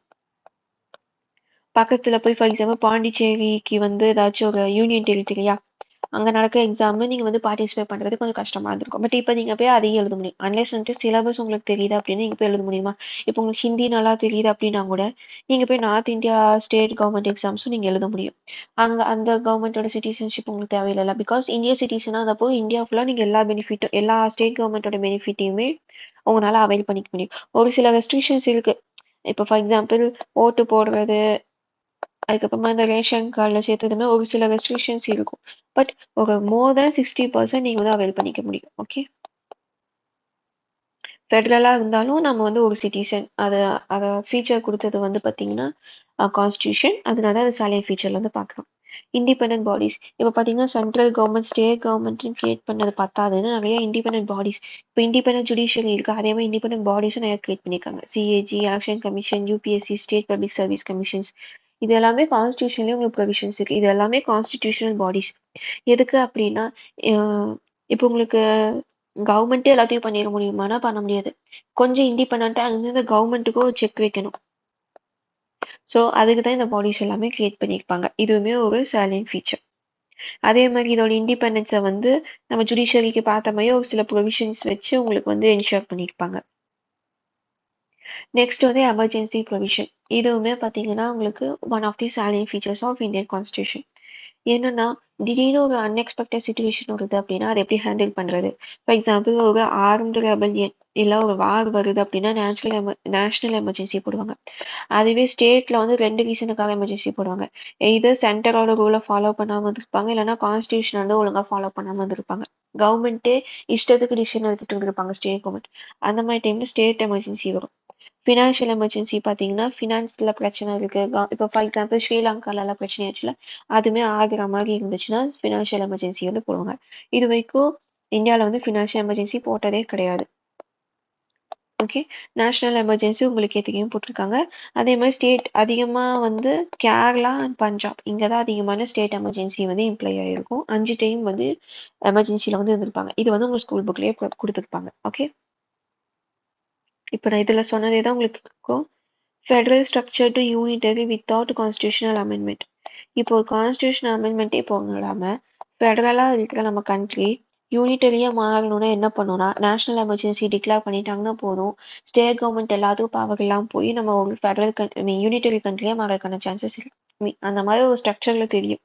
ஸோ இது வந்து உங்களுக்கு ப்ரிலிம்ஸில் கேட்க சான்ஸ் இருக்குது. ஓகே, ஸோ நான் இது சொன்னேன்ல, நேஷனல் எமர்ஜென்சினா என்ன, ஸ்டேட் எமர்ஜென்சினா என்ன, ஃபினான்ஷியல் எமர்ஜென்சின்னு என்ன, அதுதான் இங்கே கொடுத்துருக்கேன். ஸோ அன்எக்ஸ்பெக்டட் சுச்சுவேஷனை மீட் பண்ணுறதுக்கு தான் இந்த எமர்ஜென்சி வந்து நம்ம யூஸ் பண்ணுறோம். ஓகே, இப்போ வந்து எமர்ஜென்சி பற்றி பேசிக் நான் கொடுத்துருக்கேன். இதில் இந்த எப்போ எமர்ஜென்சி போட முடியும், எவ்வளோ நாளைக்கு ஒரு எமர்ஜென்சி இருக்க முடியும், அது எமர்ஜென்சி டிக்ளேர் பண்ணுறதுக்கான ப்ரொசீஜர்ஸ் என்ன, இது ரிலேட்டடான கேசஸ் எல்லாம் என்ன, இதெல்லாம் நம்ம வந்து எமர்ஜென்சி டாப்பிக்கில் பார்க்கலாம். Next 3 tier government. Constitution create பண்ணும்போது நம்மளுக்கு வந்து 3 டயர், அதாவது லோக்கல் கவர்மெண்ட்டே கிடையாது. ஏன்னா அம்பேத்கருக்கு வந்து லோக்கல் கவர்மெண்ட் வைக்கிறதுல உடன்பாடு பெருசா கிடையாது. பிகாஸ் கேஸ்ட் பேஸ் பண்ணி ஒரு ஊருக்கு ஒரு கேஸ்ட் டாமினண்டா இருக்குன்னா அவங்க அந்த லோக்கல் கவர்மெண்ட்டை டாமினேட் பண்ணுவாங்க. அந்த பீப்புளை மறுபடியும் கேஸ்ட் பேஸ்டா நிறைய பிரச்சனை வரும். அப்படிங்கறனால தான் கான்ஸ்டியூஷன் கிரியேட் பண்ணும்போது லோக்கல் கவர்மெண்ட்னு ஒன்று வைக்கல. அம்பேத்கர் என்னதான் மகாத்மா காந்தி வந்து வில்லேஜஸ் தான் இந்தியாவோட ஹார்ட் பீட், இல்லைன்னா இந்தியா வந்து இந்தியன் வில்லேஜஸ்ல தான் இருக்குன்னு சொன்னாலுமே அங்க கேஸ்ட்டுமே ரொம்ப பெரிய பிரச்சனையானதுனாலதான் நம்ம வந்து கான்ஸ்டியூஷன் கிரியேட் பண்ணப்போ ஒரிஜினல் கான்ஸ்டியூஷன்ல பாத்தீங்க அப்படின்னா லோக்கல் கவர்மெண்ட் கிடையாது. ஆனா 73rd அண்ட் 74th கான்ஸ்டியூஷன் அமெண்ட்மெண்ட் ஆக்ட் 1992ல உங்களுக்கு வந்து லோக்கல் கவர்மெண்ட் வந்து கொண்டு வராங்க. 73rd கான்ஸ்டியூஷன் அமெண்ட்மெண்ட் ஆக்ட் வந்து ரூரல் ஏரியாவுக்கும், 74th வந்து பாத்தீங்கன்னா urban லோக்கல் கவர்மெண்ட்டும் கொண்டு வருது. இது வந்து உங்களுக்கு ஒரு பார்ட் ஆஃப் ஸ்கெடியூல் ஆட் பண்ணிக்கும். பார்ட் 9 ஸ்கெடியூல் 11 ஆட் பண்ணது ரூரலுக்கு, பார்ட் 9A ஸ்கெடியூல் 12 ஆட் பண்ணது urbanக்கு. ஓகே, இதுவுமே நம்ம தனி டாபிக்கா லோக்கல் கவர்மெண்ட் படிப்போம். உங்களுக்கு ஸ்கூல் புக்லயே எலாபரேட்டா கொடுத்துருப்பாங்க. அது போக எக்ஸ்ட்ரா கண்டென்ட், கேஸ், கமிட்டி இதெல்லாம் சேர்த்து நம்ம வந்து லோக்கல் கவர்மெண்ட் அந்த டாபிக்ல வந்து நம்ம பார்க்கலாம். நெக்ஸ்ட் லாஸ்ட் ஃபீச்சர் பார்த்தீங்கன்னா கோஆப்ரேட்டிவ் சொசைட்டி. கோஆப்ரேட்டிவ் சொசைட்டியை பற்றி எல்லாம் நம்ம கான்ஸ்டியூஷன்ல இருக்கு. ஐ மீன் மற்ற கான்ஸ்டியூஷன்ல பார்த்தீங்கன்னா உங்களுக்கு ஸ்டேட் கவர்மெண்ட்டை பற்றியே அதிகமாக கொடுத்துருக்க மாட்டாங்க. ஆனால் நம்ம கான்ஸ்டியூஷன்ல கோஆப்ரேட்டிவ் சொசைட்டி பற்றி கூட இருக்கு. ஸோ அதனால தான் இது வந்து நம்ம நல்லா சேலிங் ஃபீச்சர் சொல்லலாம். நம்ம கான்ஸ்டியூஷன் பெருசாக இருக்குன்னு ஃபர்ஸ்ட் பார்த்தோம்னா லென்த்தியஸ்ட் ரிட்டன் டாக்குமெண்ட். ஸோ இதெல்லாம் இதில் நம்ம இன்க்ளூட் பண்ணலாம். ஒரு ஸ்டேட்டுக்கு கவர்மெண்ட் எக்ஸாம் எப்படி நடத்தணும், அந்த கமிஷன் எப்படி இருக்கணும், இதுவே எல்லாமே நம்மளுக்கு கொடுத்துருக்கனால தான் நம்ம கான்ஸ்டியூஷன் இவ்வளோ பெருசாக இருக்கு. ஓகே, இதுவுமே ஒரிஜினல் கான்ஸ்டியூஷன் வந்து கிடையாது. 2011 97th கான்ஸ்டியூஷன் அமெண்ட்மெண்ட் ஆக்ட் தான் இந்த ஸ்டேட்டஸ் வந்து கொடுக்குது. அதாவது கோஆபரேட்டிவ் சொசைட்டி ஒரு கான்ஸ்டியூஷனல் பாடியா மாறுதுக்கு. Parliament with respect to multi state. இப்போ வந்து கோஆபரேட்டிவ் சொசைட்டி பார்த்தீங்கன்னா ஒரு ஸ்டேட்ல இருக்கும். ஃபார் எக்ஸாம்பிள் ஆவின் பார்த்தீங்கன்னா தமிழ்நாடு ஸ்டேட்டோட கோஆபரேட்டிவ் சொசைட்டி. அதே மாதிரி மல்டி ஸ்டேட்டுக்குமே கோஆபரேட்டிவ் இருக்கு. இப்போ இந்த ஸ்டேட்டுக்கு கோஆப்டெக்ஸ் இதுமே நிறைய நம்ம சொல்றோம்ல, மல்டி ஸ்டேட்டுக்குமே இருக்கு. நான் எக்ஸாம்பிள் மறந்துட்டேன், நான் உங்களுக்கு வேணா கமெண்ட்ல வேணா பின் பண்ணி வைக்கிறேன். மல்டி ஸ்டேட் கோஆபரேட்டிவ்ஸும் இருக்கு. இப்போ வந்து ஸ்டேட் கோஆபரேட்டிவ் பார்த்தீங்கன்னா ஸ்டேட் கவர்மெண்ட் தான் ரெகுலேட் பண்ணுவாங்க. அதே 2-3 ஸ்டேட் கம்பைன் பண்ற மல்டி ஸ்டேட் கோஆபரேட்டிவ்னா பார்லிமெண்ட் வந்து அதுக்கு ரூல்ஸ் அண்ட் ரெகுலேஷன்ஸ் போட முடியும். மினிஸ்ட்ரி ஆஃப் கோஆபரேஷன் ஜூலை 2021ல இதுக்காகவே நம்ம சென்ட்ரல் கவர்மெண்ட் வந்து கிரியேட் பண்ணியிருப்பாங்க. ஒரு மினிஸ்ட்ரியே இதுக்காக கிரியேட் பண்ணியிருப்பாங்க. சேஞ்சஸ் மேட் என்ன பண்ணியிருக்கோம், இந்த அமெண்ட்மெண்ட் 97th அமெண்ட்மெண்ட் என்ன பண்ணியிருக்கோம் அப்படின்னா புது ஆர்டிக்கிளே ஒன்று வந்து இன்சர்ட் பண்ணியிருக்கோம். ஃபண்டமெண்டல் ரைட்ல வந்து இன்சர்ட் பண்ணியிருப்பாங்க. ரைட் டு ஃபார்ம் கோஆபரேட்டிவ் சொசைட்டிஸ்னு ஒரு ஃபண்டமெண்டல் ரைட்ஸை ஆட் பண்ணியிருப்பாங்க. நியூ டிபிஎஸ்பி புது ஃபண்டமெண்டல் ரைட்ஸ் இல்லாமல் டிபிஎஸ்சி ஆட் பண்ணியிருப்பாங்க. டிபிஎஸ்பியும் article 43B promotion of cooperative societies. Government வந்து கோஆபரேட்டிவ் சொசைட்டிஸை ப்ரொமோட் பண்ணணும் அப்படின்னு ஒரு டிபிஎஸ்பியை ஆட் பண்ணியிருப்பாங்க. அடுத்து புது பார்ட் 9B வந்து ஆட் பண்ணியிருப்பாங்க. இந்த ஆர்டிகல்ஸ் எல்லாம் பெருசாக ஞாபகம் வச்சுக்கோனா அந்த பார்ட் 9Bங்கிறது மட்டும் ஞாபகம் வச்சுக்கோங்க. ஓகேவா? இப்போ இந்த வருஷம் பார்த்தீங்கன்னா 2025 இது வந்து யூஎன்னோட கோஆப்ரேட்டிவ் வேர்ல்டு கோஆப்ரேட்டிவ் டே, இல்லைன்னா யூஎன் இன்டர்நேஷனல் கோஆப்ரேட்டிவ் டே, இப்போ வச்சுக்கோ கோஆப்ரேட்டிவ் இயர் 2025 வந்து கோஆப்ரேட்டிவ் இயர். இதை அனௌன்ஸ் பண்ணது பார்த்தீங்கன்னா இந்தியா தான். நியூ டெல்லியில வந்து இந்த வருஷம் அனௌன்ஸ் பண்ணியிருப்பாங்க. ஸோ இதில் பார்த்தீங்கன்னா ஷக்காஷே சம்விதி இதுதான் இதோட டேக்லைன். ஸோ இது வந்து மைண்டில் வச்சுக்கோங்க. இது மேபி கரண்ட் அஃபேர்ல இருக்கிறனால கேட்கறதுக்கும் சான்ஸ் இருக்கு. ஸோ இதெல்லாம் தான் salient features of Indian constitution. Next வீடியோவில் பார்த்தீங்கன்னா உங்களுக்கு வந்து கிரிட்டிசிசமும் சோர்சஸ் ஆஃப் கான்ஸ்டியூஷன். நான் வந்து சொன்னேன்ல கான்ஸ்டியூஷன் வந்து நம்ம நிறையா கண்ட்ரிஸோட கான்ஸ்டியூஷனை படித்து நம்ம அதில் இருக்க மிஸ்டேக் எல்லாம் பார்த்து நம்மளோட கான்ஸ்டியூஷன்லேயே நிறைய திங்ஸை இம்ப்ளிமெண்ட் பண்ணியிருக்கோம் அப்படின்னு. ஸோ இதோட சோர்சஸும் கிரிட்டிசிசம் நம்ம என்னதான் கான்ஸ்டியூஷனை பற்றி சேலியன்ட் ஃபீச்சர்ஸ் இதெல்லாம் பார்த்தாலும் கான்ஸ்டியூஷன் அசம்பிளிலேயே நம்மளுக்கு வந்து இதை வந்து நிறைய பேர் கிரிட்டிசைஸ் பண்ணியிருப்பாங்க. இந்த கான்ஸ்டியூஷன் வந்து சரியில்லை, இது வந்து கரெக்ட் இல்லை. இப்போ ஒரு லா வருது அப்படின்னா அந்த லாவை நிறையா கிரிட்டிசிசம் பண்றாங்கல்ல, அதே மாதிரி கான்ஸ்டியூஷனையுமே அப்போ வந்து கிரிட்டிசிசம் பண்ணியிருப்பாங்க. அதை பத்தி நம்ம நெக்ஸ்ட் வீடியோல பார்க்கலாம். இது 2 டாபிக்கையும் நம்ம வந்து நெக்ஸ்ட் வீடியோல பார்த்துட்டு அதுக்கப்புறமா நம்ம ஆர்டிகல் 1ல இருந்து ஸ்டேட் யூனியன் டெரிட்டரி நம்ம அப்படியே போகலாம். ஓகே, இன்னைக்கு வந்து சேலியன்ட் ஃபீச்சர்ஸ் வந்து எண்ட் ஆகுது. இதுல உங்களுக்கு ஏதாச்சும் டவுட் இருக்கு, ஏதாச்சும் மிஸ் பண்ணிட்டேன் அப்படின்னா நீங்க வந்து கமெண்ட் பண்ணுங்க. இதோட நோட்ஸை வந்து நான் டெலகிராம்ல அப்லோட் பண்ணியிருக்கேன். அதோட லிங்க் வந்து டிஸ்கிரிப்ஷன்ல கொடுத்துருக்கேன், செக் பண்ணிக்கோங்க.